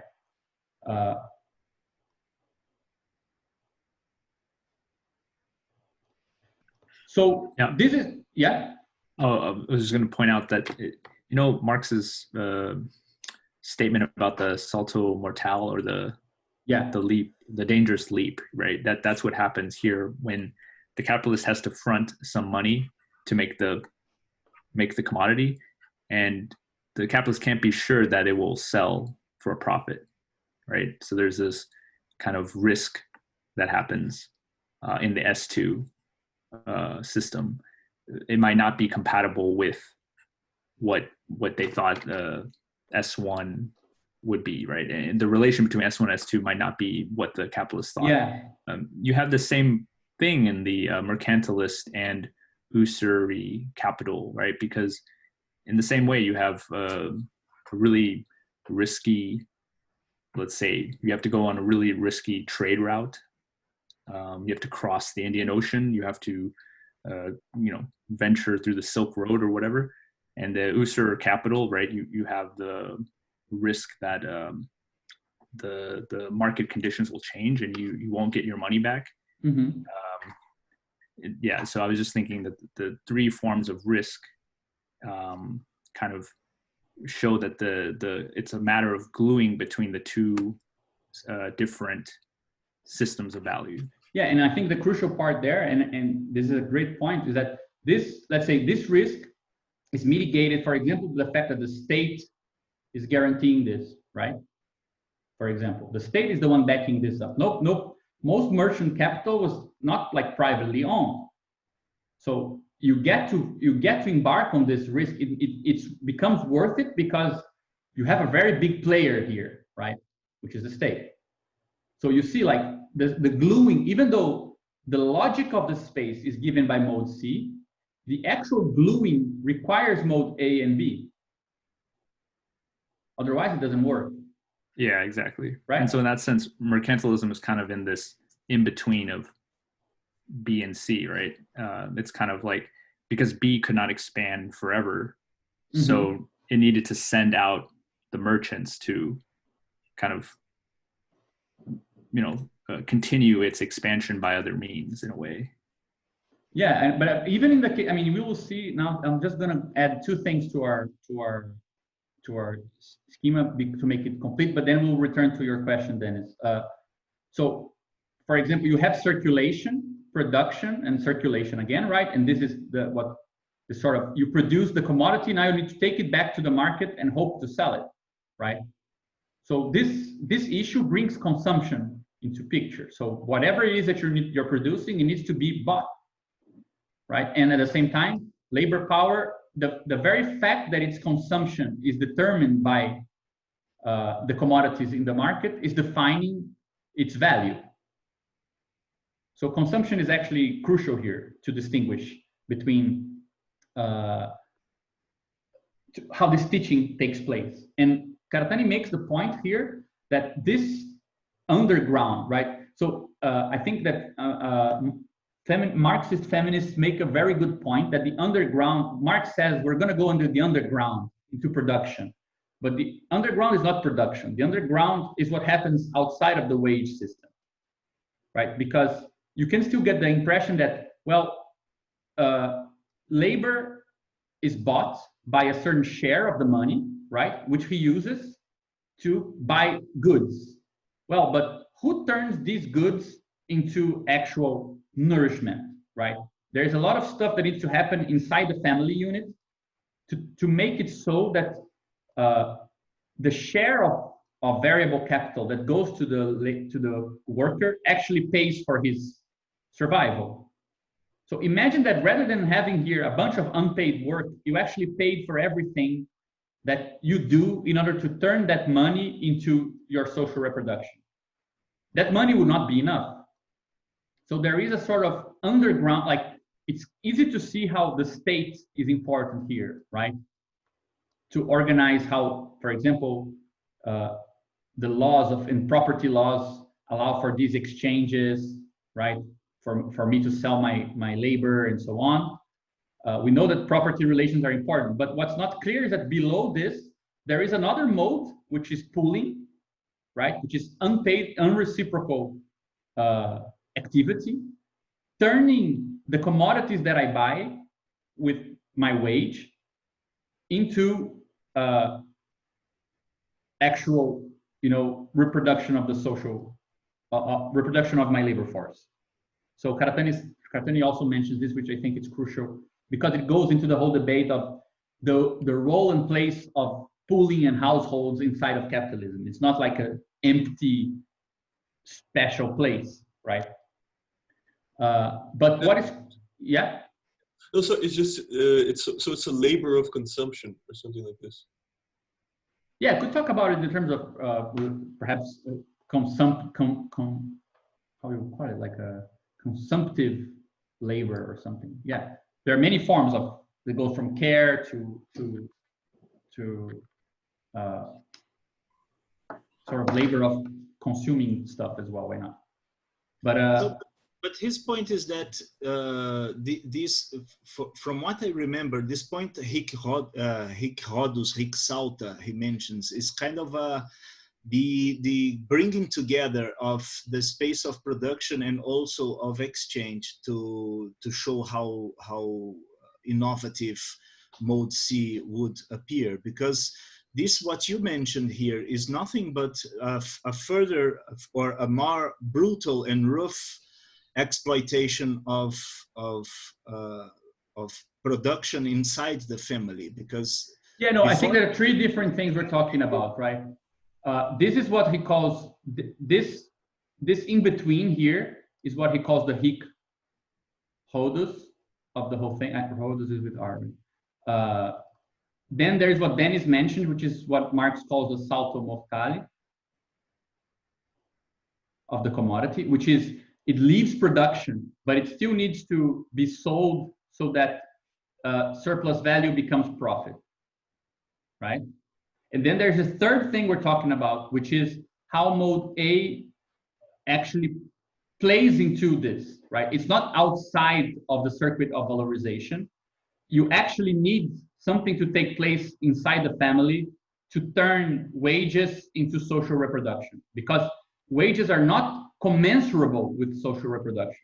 You need to do something to this to make it commensurable with that, right? So I would say those are three points that are connected, right? But they're not the same. I just want to say one thing in Trans Critique. He talks a lot about this salto mortale, this notion of how the antinomies in Kant, and even what you've been talking about as bracketing, it involves this kind of decisionistic point of antinomy. So it's very interesting to sort of map that onto the relationship here of commodities to circulation, because he maps it epistemically in his reading in Trans Critique as well. Yes. No, you're right. I think this is, I mean, there is a very nice point to be made there that in a certain sense, under Karatani, the theory of fetishism changes completely in what it means, right? Because remember when we were talking about before this idea here that, where is it? That we as citizens get kind of, like we find it crazy that there is some authority we elected and then it becomes kind of separate from us. And we ask, how can this be separate if it's my power, right? And Karatani says, well, if you change the scale of analysis from the inside, from the zero inside and the other to the interstate relation, this is the proper lens to see where the power comes from, right? It won't make it go away, but it will show that autonomy is not deformation, but the very law of that space. Something similar happens here, because he will say, where were we? Like, when I look, like, actually it's not in the drawing, but when I look, I go into production, right? I was in circulation and I saw things being exchanged. So money here bought commodities. And then I go into production and I look at laborers interacting with commodities and so on. And all I see are people, right? I'm looking at people, or even here, I'm looking at people. And I ask, how is it that people are being kind of duped by the thingness of commodities and by the sort of, how are they allowing themselves to be taken over by the power of this? And for Karatani, it's actually just a problem of perspective. If you were to adopt the correct lens, which is the lens of commodity relations, you would actually see things in an intelligible way. So for him, fetishism is not so much a deformation of reality, but the deformation in your perspective so you can see reality. So if you go into a factory, let's say, and you look at how people are running everywhere, and you're without any goggles, just looking as a humanist at all of it, you will say how irrational all of this running around. Why are people counting the clock like for their breaks and things like this? This is mayhem. If you put your, let's say, commodity goggles, everything is actually rational, right? Because people are commodities there, they're interacting with other commodities, and the socially necessary time for stuff is clear why it is the way it is. So taking the perspective of commodities is not a deformation of reality. It's a deformation so you can see reality, right? So it totally kind of runs against the theory of fetishism as a sort of false consciousness. The false consciousness is the idea that you should be able to understand things from your perspective to begin with, right? But one thing that I mean, we're not going to go into this in detail, though this is like the most important thing for other aspects. But Karatani then brings into play the crucial point, which is there are two ways to exploit this distinction that we're talking about here, right? So if the value of labor power is X, but the use I make of it is not bounded by X. So I pay for your day of work, and let's say I paid $20 an hour, right? So I put you to work. Sorry, how did I do this example here? I'm paying you $5 an hour, and I put you to work 8 hours, right? So for every hour you produce 10. This example makes no sense. So 5, 5, 5. This is wrong. This should be 10, I think. No, it should be 20, right? Anyway, forget the numbers here. For some reason, I joined together two different examples that I was doing. Yeah, sorry. I pay you $5 an hour, and I put you to work 8 hours.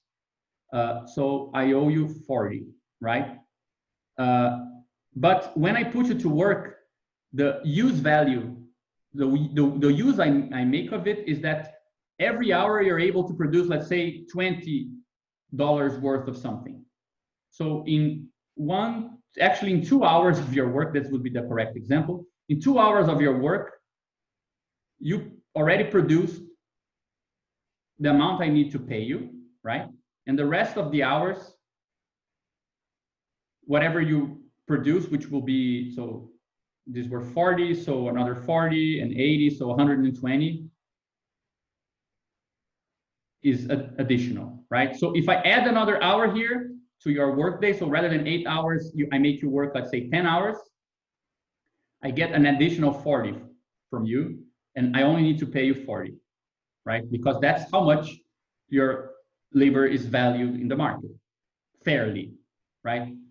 So I can extend the number of hours that I make you work. I add little blocks here. That's what he calls absolute surplus extraction. I make you work for longer than you need to pay back to make me what I paid you. But another way of doing this is, let's say, raising how much I manage to make you produce in an hour. So rather than, so forget these examples here, which are, the numbers are wrong, right? But rather than, so my previous example was I'm paid 5 an hour and I work 8 hours, so I make 40, right? But I make 20 worth of commodities in 2 hours, then I make 40. And the rest is surplus. Actually, not everything is surplus, but anyway. And if I want to exploit you more, I need to add new hours here. Now, the other way of doing it is, rather than putting up more time and more workers, I can put more technology, right? Which will make what? So let's say now in 1 hour, you produce 40. So rather than 2, in 1 hour, you are producing 40. And even if you still work 8 hours, every hour here is a new 40 now, right? 1, 2, 3, 4, 5, 6, so 7, right? So I make 280, while previously I was making 120 on top of you, right? Even though you work the same amount of hours. Now, what Karatani wants to show is that there is a sort of underlying fantasy pact between when capitalist exploitation is based on absolute surplus value, because to make more surplus, I want more time of workers and more workers for myself. The more time I put people to work and the more workers I have, the more surplus is produced. So this is a sort of harmonious development, because, well, the more workers there are, the more consumers there are. And I can only turn surplus into profit if there are people consuming. So that salto mortale was talking about, it's kind of remedied from the inside. Now, think about relative surplus. Surplus is actually a matter of more technology, right? Increasing of technology, which means that I need to pay less and less people. But if I have less workers, I have less consumers. So I don't have this harmonious relation here.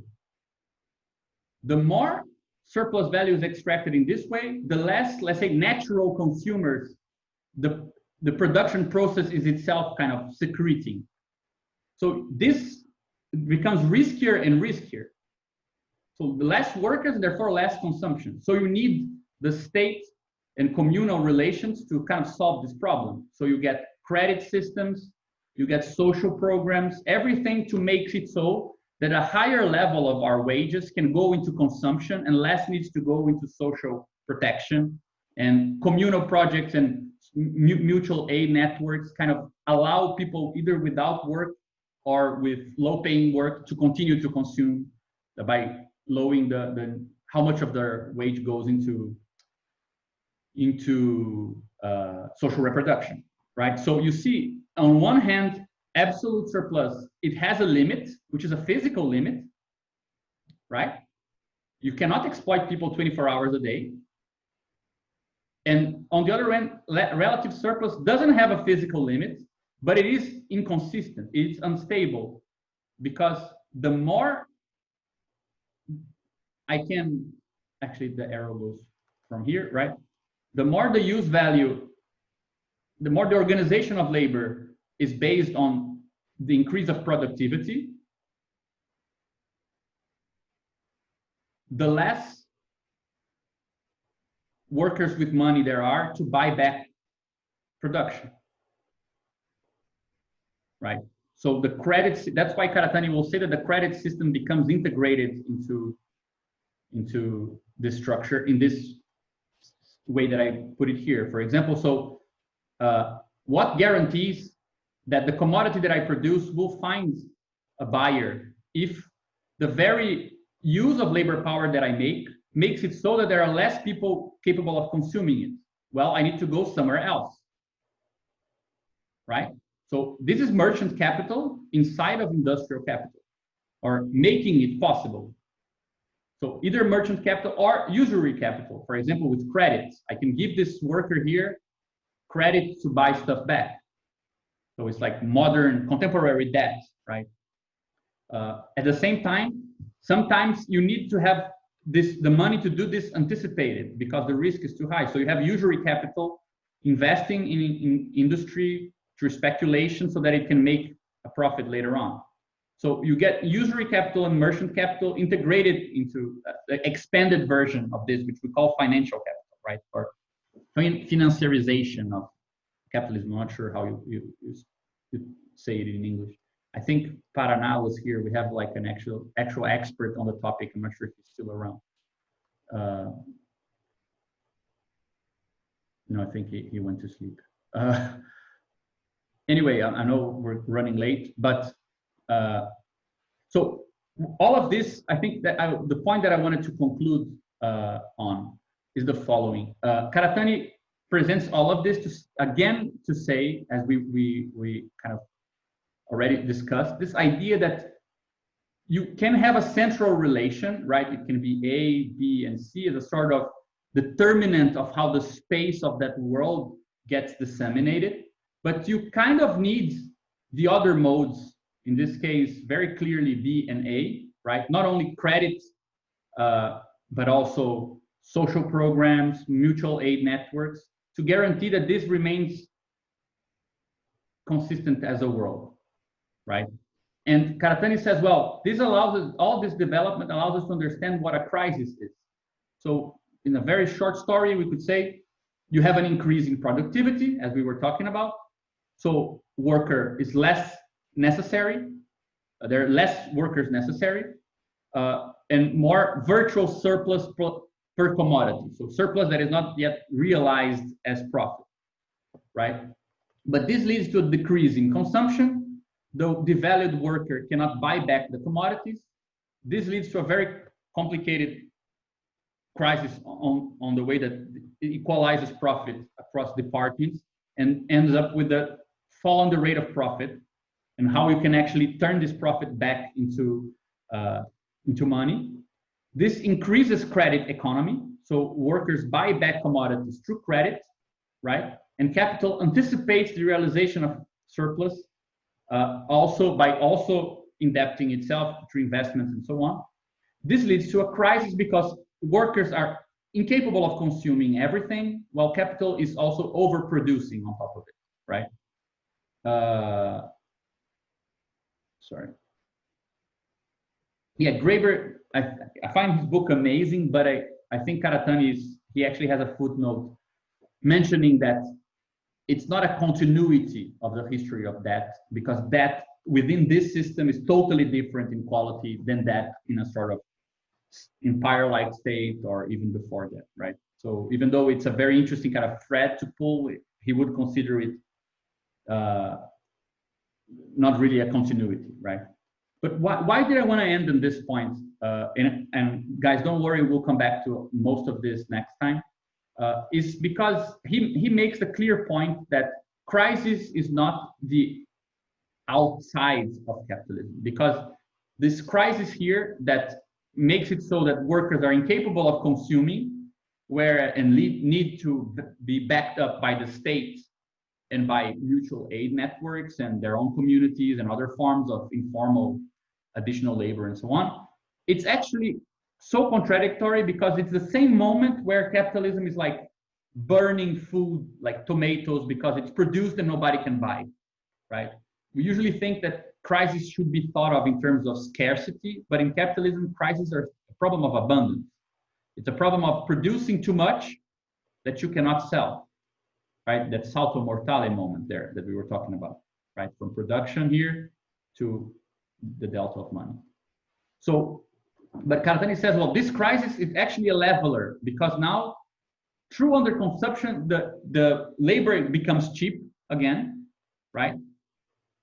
And capitalism is again invited to bring workers back because it's cheaper and invest again. There's a really good point on the distribution of machinery after crisis in chapter 13 of Capital, which we could look into later on. But what I wanted to talk about, because I think it's something Karatani doesn't mention, but I think we should add to our little schema, is that we discussed the logic of the modes, right? Pooling, plunder, commodity exchange. We talked about the form of this logic, right? Gifts, domination, value, and so on. We talked about the sort of order that happens in these spaces, so the normative principles, so rules, laws, and international law.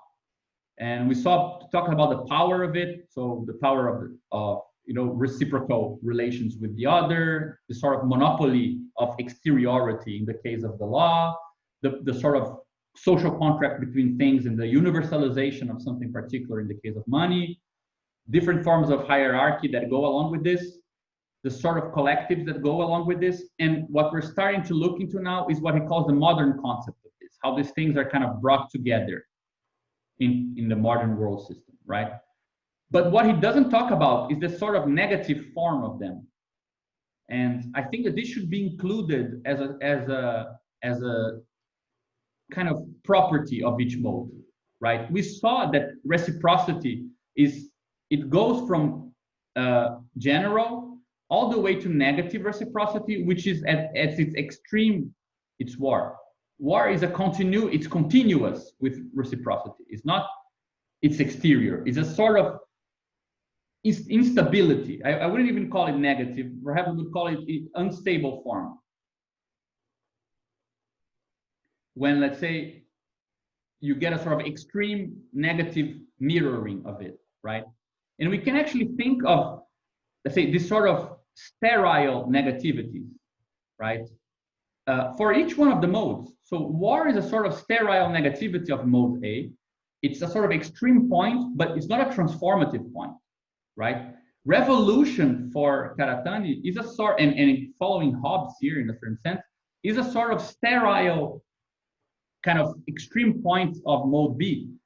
You break the social contract, you turn a monarch into a democracy, but it doesn't change the form of the state.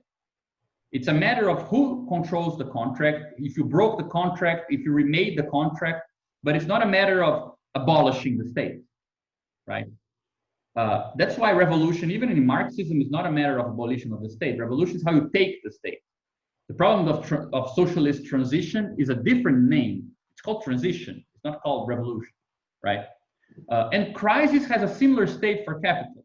It's a sort of unstable version, but it's also sterile. It's not an outer point. It's not like the point of where you kind of see something different on the other side. It's not nor is it the intervention of something from the outside.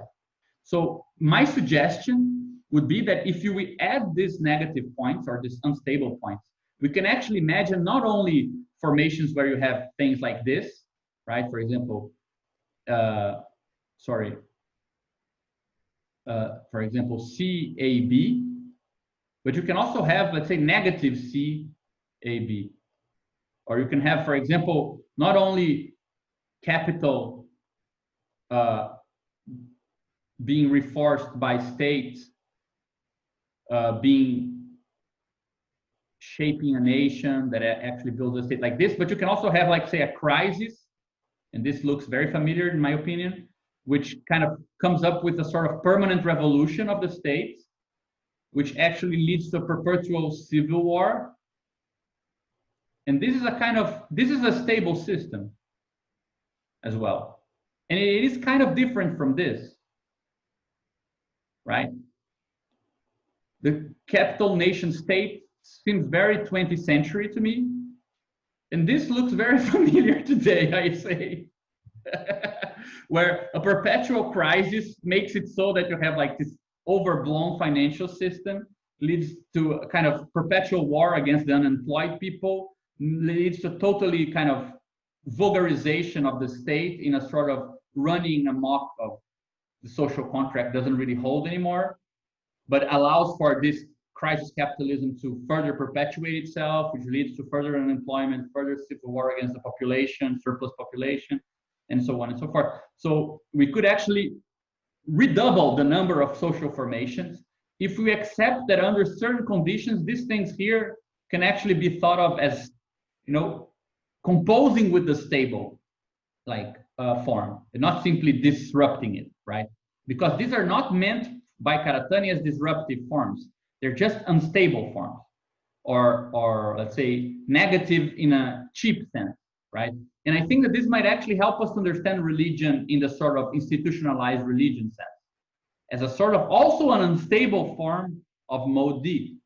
So we would be able to distinguish it a bit better. Yes, surely there's something about this transcendentalism, unreciprocated gift that can kind of consolidate itself or appear as its opposite in an excess of positivity or a sort of image of that which has no image, this sort of folding upon itself. But it's actually like crises, revolutions, and wars, right? I don't know. It's an idea. Yeah, well, this is something we discussed. He ends the chapter, and I'm gonna stop here, just by making again a mention to the place of peripheries in capitalism. And I think that this is just a crucial point to end on, because as I said, at first it looks like this distinction here is spatial, right? And it would look so if while let's say industrial capital seems to be what happens in the core, and merchant capital is how you bring it to the peripheries, or how you trade with peripheries, right? Which is more like modern colonization happens. It's the establishment of the world system happens a lot like this, right? First, you get a colony like Brazil becomes independent, then it enters into relations with the center by selling raw material, pre-processed goods or primary goods, while these are processed and developed in the core, right? But this is just, let's say, the formation of the world system, because this distinction between core and periphery, which at first is very much indebted to the colonial system and the imperial forms of before, right? Slowly what you get is the inversion of this, where this distinction between core and periphery, which are very far away, So suddenly it becomes internal to the core itself. Of course, the periphery remains the periphery, but this is a profound change, I think, that this takes place. Because, for example, the whole current discourse on, the end of the future or the cancellation of the future, as Mark Fisher talks about, for me, this is what it is. Like, until the 80s, people who lived in England thought that they were in the worst world, but the best place in the worst world. And capitalism was expanding towards the periphery. And people in the periphery were thinking that they should look up to becoming what the center was. But what we're seeing now with this crisis, revolution, civil war system, which first appeared in the peripheries to begin with, is actually the inverse, is that the peripheral condition is actually expanding towards the center. This sort of civil war against surplus population, mixed with overexploitation, mixed with crazy financial maneuvers with no infrastructure development. This is actually arriving at the center. So the moment that the periphery looks at the center and sees itself, it loses a sort of developmental reference point, as if I can become other in the future. Whereas people who are in the center go through a crazy transformation, which is you start to hold on to your progressive values as a conservative, because it's like the progressive side of capitalism is shrinking and the periphery is actually increasing, right? So to be a progressive becomes a conservative position because you're holding on to things that you don't want to lose. This is why the Bernard Stiegler calls it the barbarians already at home. Like it's an internal barbarism of the French bourgeoisie in some sense. Yeah, so for example, imagine now that we need to get this line here, right? And we want to glue it to the inside of this here. I think this is a Klein bottle or something like this. So it's a place where every point is actually in the periphery, right? And the center is actually just a kind of anamorphic distortion. So let me just, I don't know if I got it clear, but like you mentioned this kind of integration of periphery within the core as if it was a kind of temporal lapse. But I wonder, whenever Marx talks of exploitation of labor force, he never says that it is different from slavery in the sense of exploitation. Do you know what I mean? He always mentions labor, free labor, as being a kind of hidden slavery or a kind of, he doesn't make a really ontological distinction between slavery and free labor. It has historical consequences, but he makes this comparison all the time.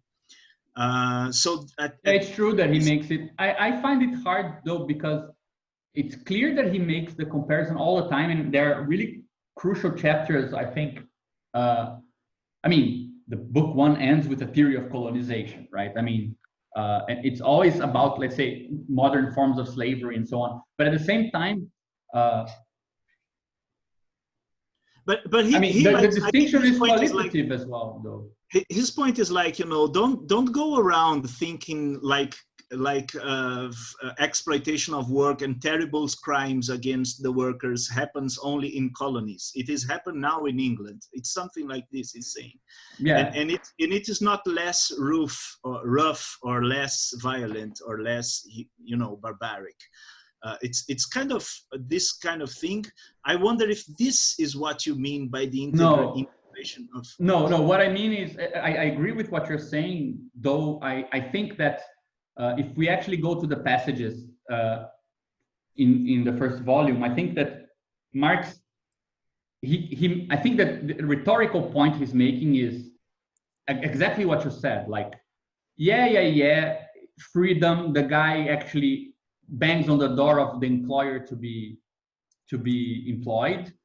Yeah, but this is a whole perversion, like this is only, let's say, the cherry on the top of a form of servitude. This is not, this has the form of freedom, but this is no freedom, and this is perfectly comparable and much worse, because masters with slaves at least had to take care of the lives of the slaves, and employers today, they don't even need to do that. So I think he makes a comparison and makes a qualitative distinction. But my point is that, for example, he never analyzes Manchester's industrial labor force as a hybrid situation. It's absolutely, let's say, there is a process of going from informal employment to formal employment, and there is an analysis of how formal employment and the discussion on the journey, the labor day is Factory acts. And the factory acts, and they're all important, but it's, let's say, it's the contradictions inside the formal labor contract. What I'm calling the peripherization is the fact that, for example, and this is amply studied in like dependency theory, when you get to places like Brazil, and I think that Machado de Assis is perhaps the greatest analyzer of this, a Brazilian writer of literature, because you get a hybrid relation between formal and informal. So, for example, yes, I pay you, but my contract with you is totally based on another format. So, so the technology, for example, of at the same time having slaves and competing in the world market, right? Which you find with the big, I don't know how you call them in English, like latifúndios in Brazil, right? This sort of hybrid scenario where you need to stitch together a sort of crisis of slavery with technology of, competitive production, with a place where no particular rule is valid because you're integrating people of many different places at once, right? That sort of hybrid form. There's a really good book called The Many-Headed Hydra, which I love it because it's a sort of, you destitute Foucault's place by showing that he just arrived 300 years late. Like most biopolitical disciplinary structures of control that we call sophisticated in the first world in the 70s, they are born in the 1600s in the colonies, right? Because they are about stitching together multiple norms of multiple social spaces so that capital can actually exploit them. So it's that sort of heterogeneous social space, which is what defines the periphery, right? It's the conditions under which you produce raw materials like coffee or whatever to be processed through production processes in the core. They are very hybrid, right? It's a mix of law and non-law. It's a mix of formal and informal. It's a mix of communal, capital and communal relations. It's very hybrid in this way, where direct violence happens in the form of impersonal relations, right?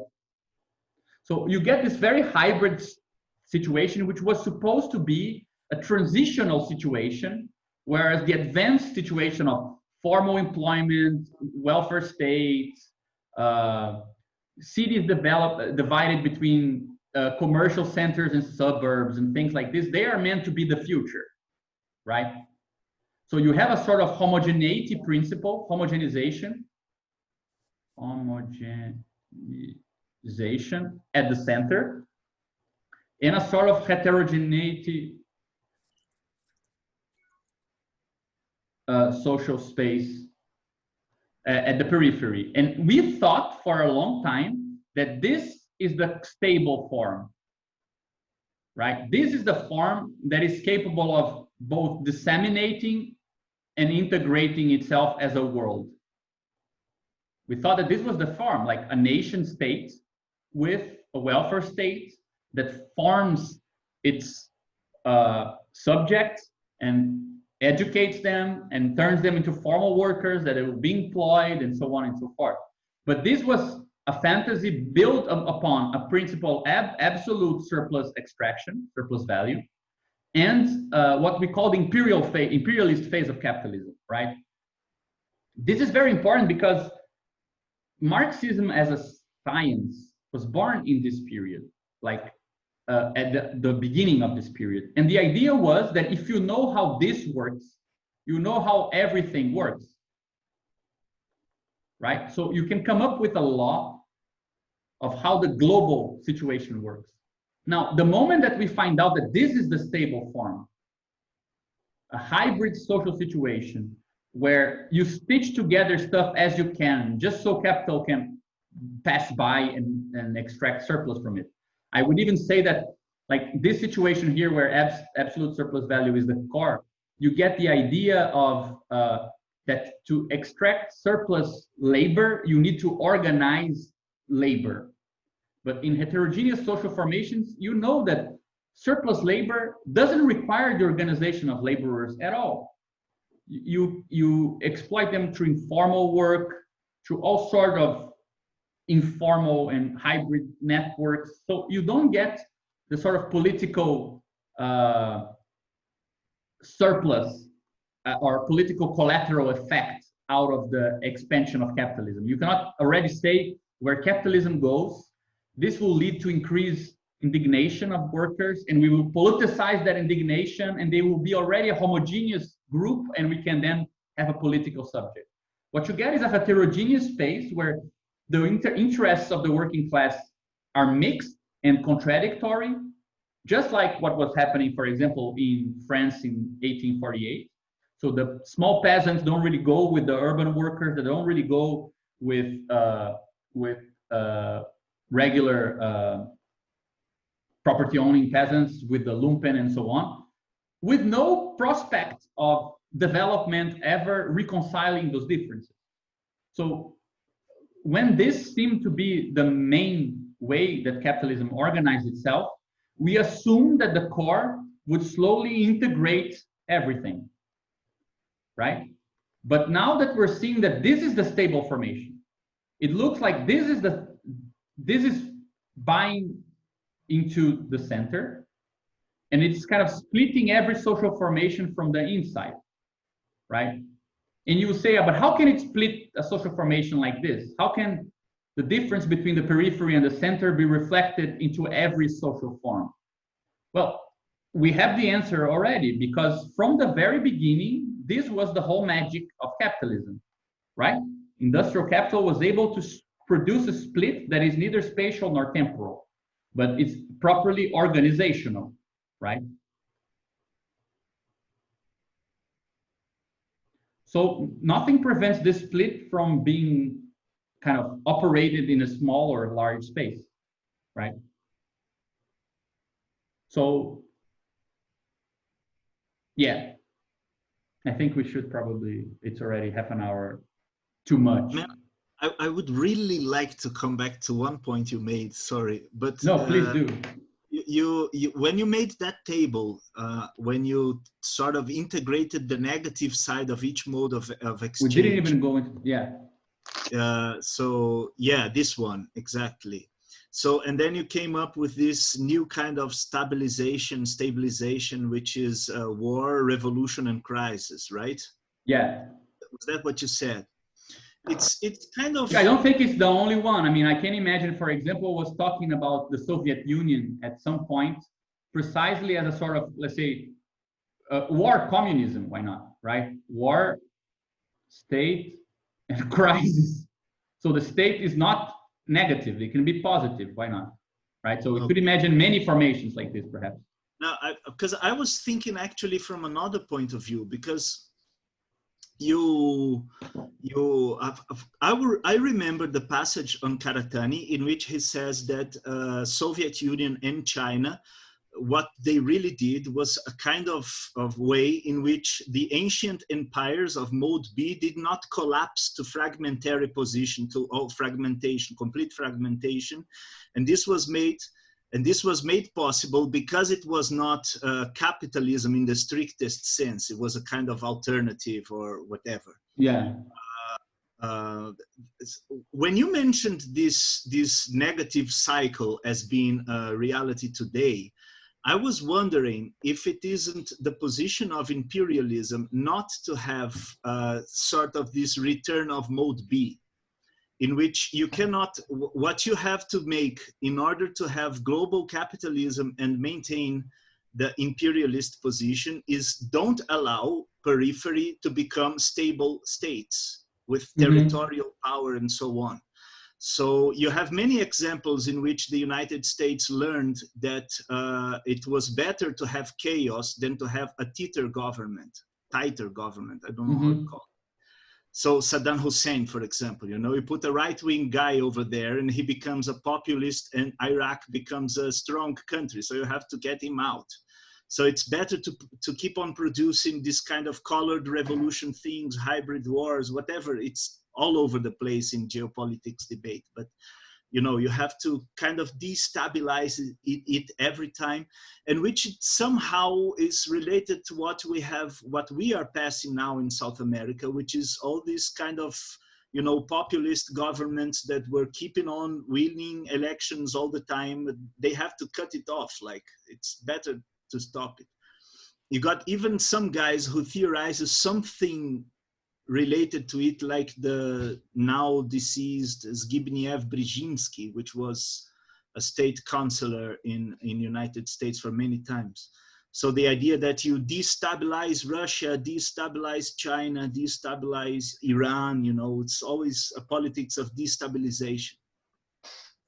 Yeah, I think that this is a very interesting point, because it suggests that, let's say, I would put it under the theme of, you know, the last breath of imperialism, because it's no longer enough, let's say, to imagine imperialism as this sort of process where, you know, you have a core, and it's interesting for it to create, let's say, to establish autonomous nation states here, so that it then exchanges with it for its benefit and its loss, right? Because the moment that you create this is unstable if this is strong, right?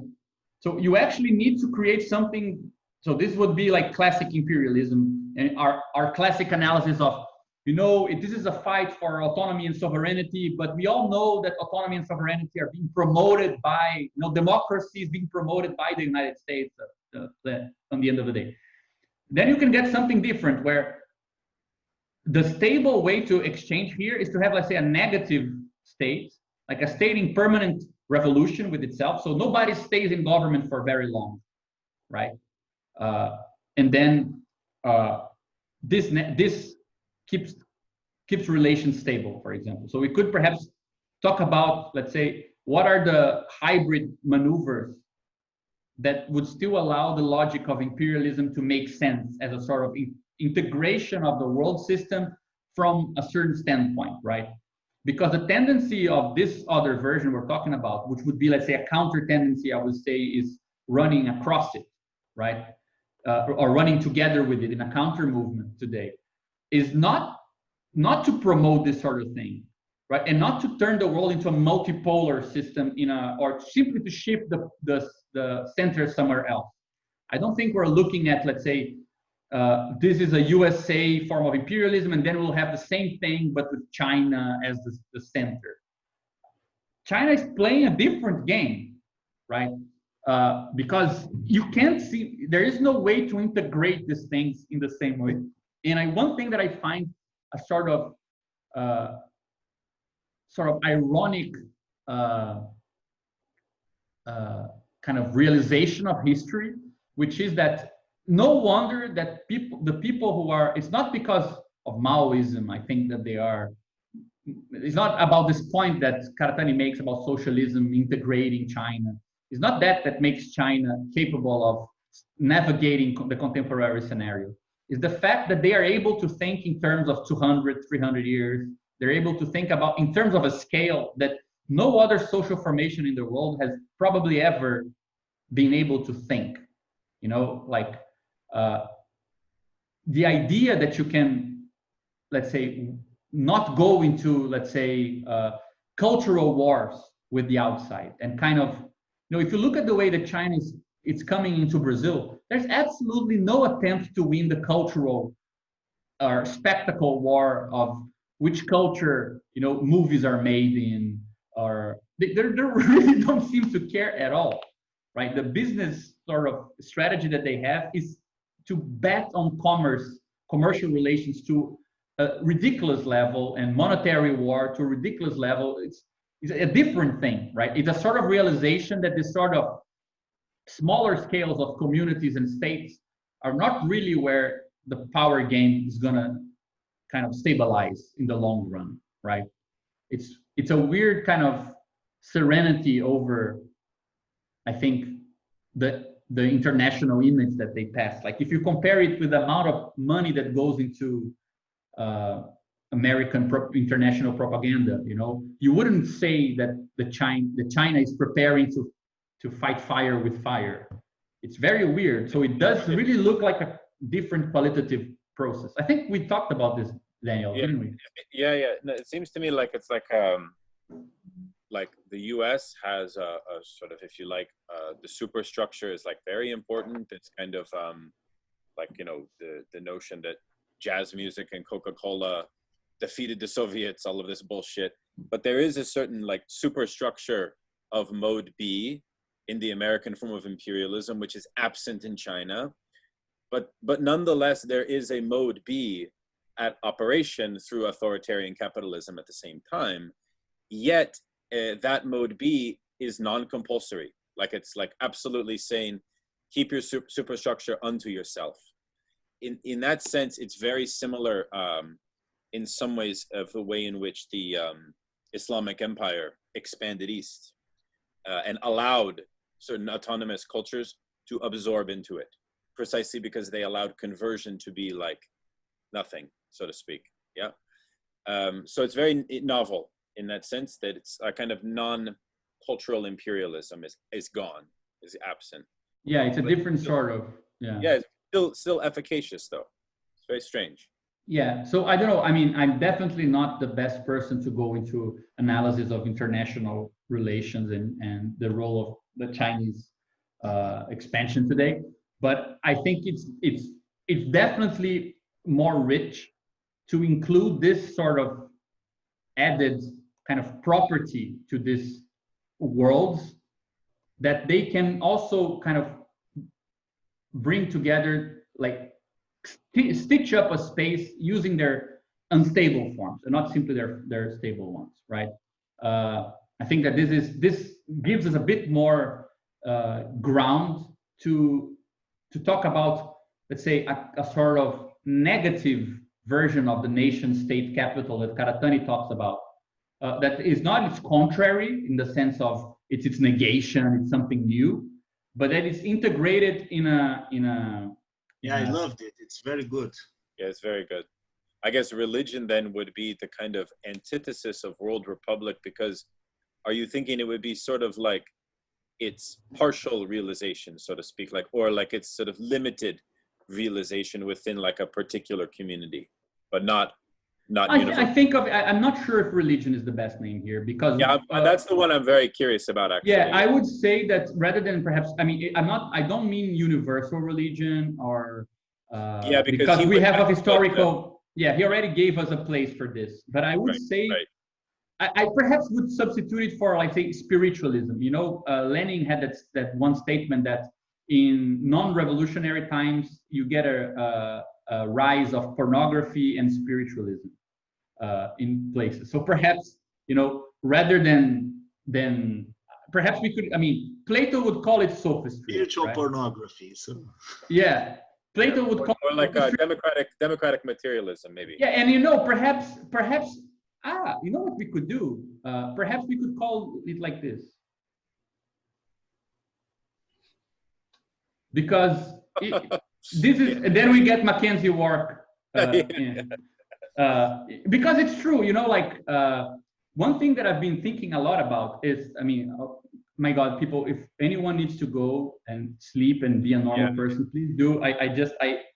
It's a compulsion. I can't stop. This will be the last drawing. The last. Yeah, the last drawing. Yes, Last. I love that. You know, I've been thinking a lot about this because there is this sort of idea that, well, information is a new way of integrating space, right? So we could imagine that information is a sort of mode D that integrates everywhere, connects everyone together. But it's interesting because the theory of information that is spontaneous when people are talking about that, it's absolutely fetishistic in a very similar sense in which we talk about mode C fetishism, right? We know fetishism has to do with the fact that there is a productive system here, one, productive system two here, right? And I exchange a commodity with another here. And fetishism is that rather than looking at this difference, you look at this equality, right?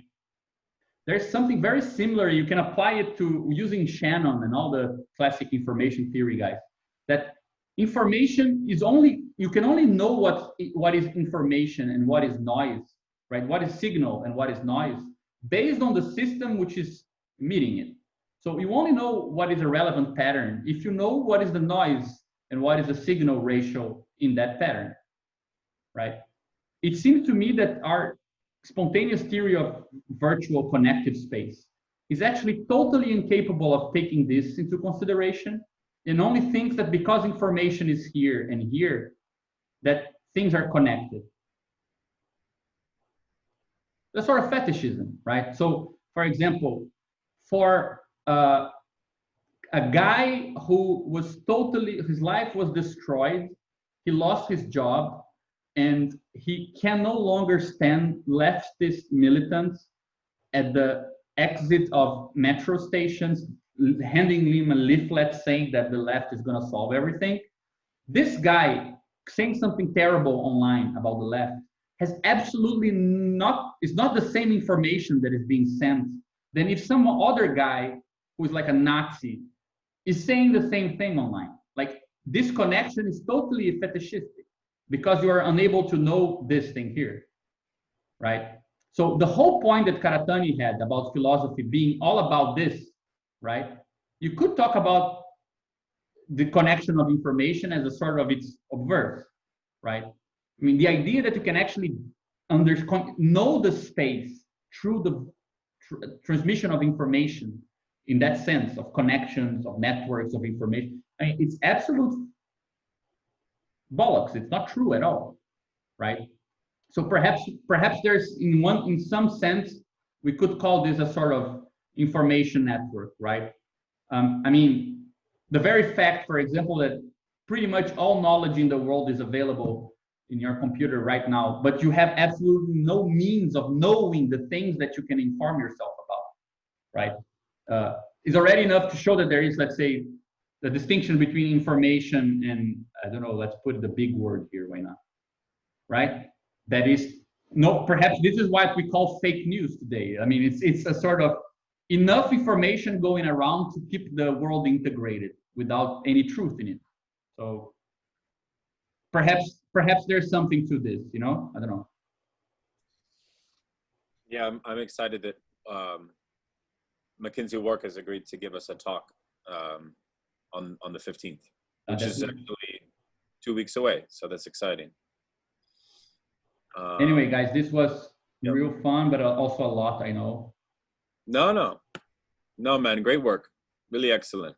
I will definitely go into more detail on some stuff we went over too quickly today, next meeting, because part of it is about the nation. So it's pretty much, let's say, a missing link to make sense of half of what we talked about today. So we talked about the sort of jump that is needed from the production to back to circulation and how profit might not be realized. So there's a lot of stuff we can see there when we talk about. There's something I really want to go into as well that Karatani doesn't mention, but I think is really crucial, which is something called the transformation problem and the relation between value and prices of production in Marx. Because it's already a sort of restitching of the social space that is not simply through other modes, it's actually quite internal to capitalism, to capital itself. But anyway, we'll get to all of that next time. Gabriel, thank you. And reminder, send your notes to the email And have a great week, everyone. See you guys. Sleep well. Take care. Thanks, Gabriel.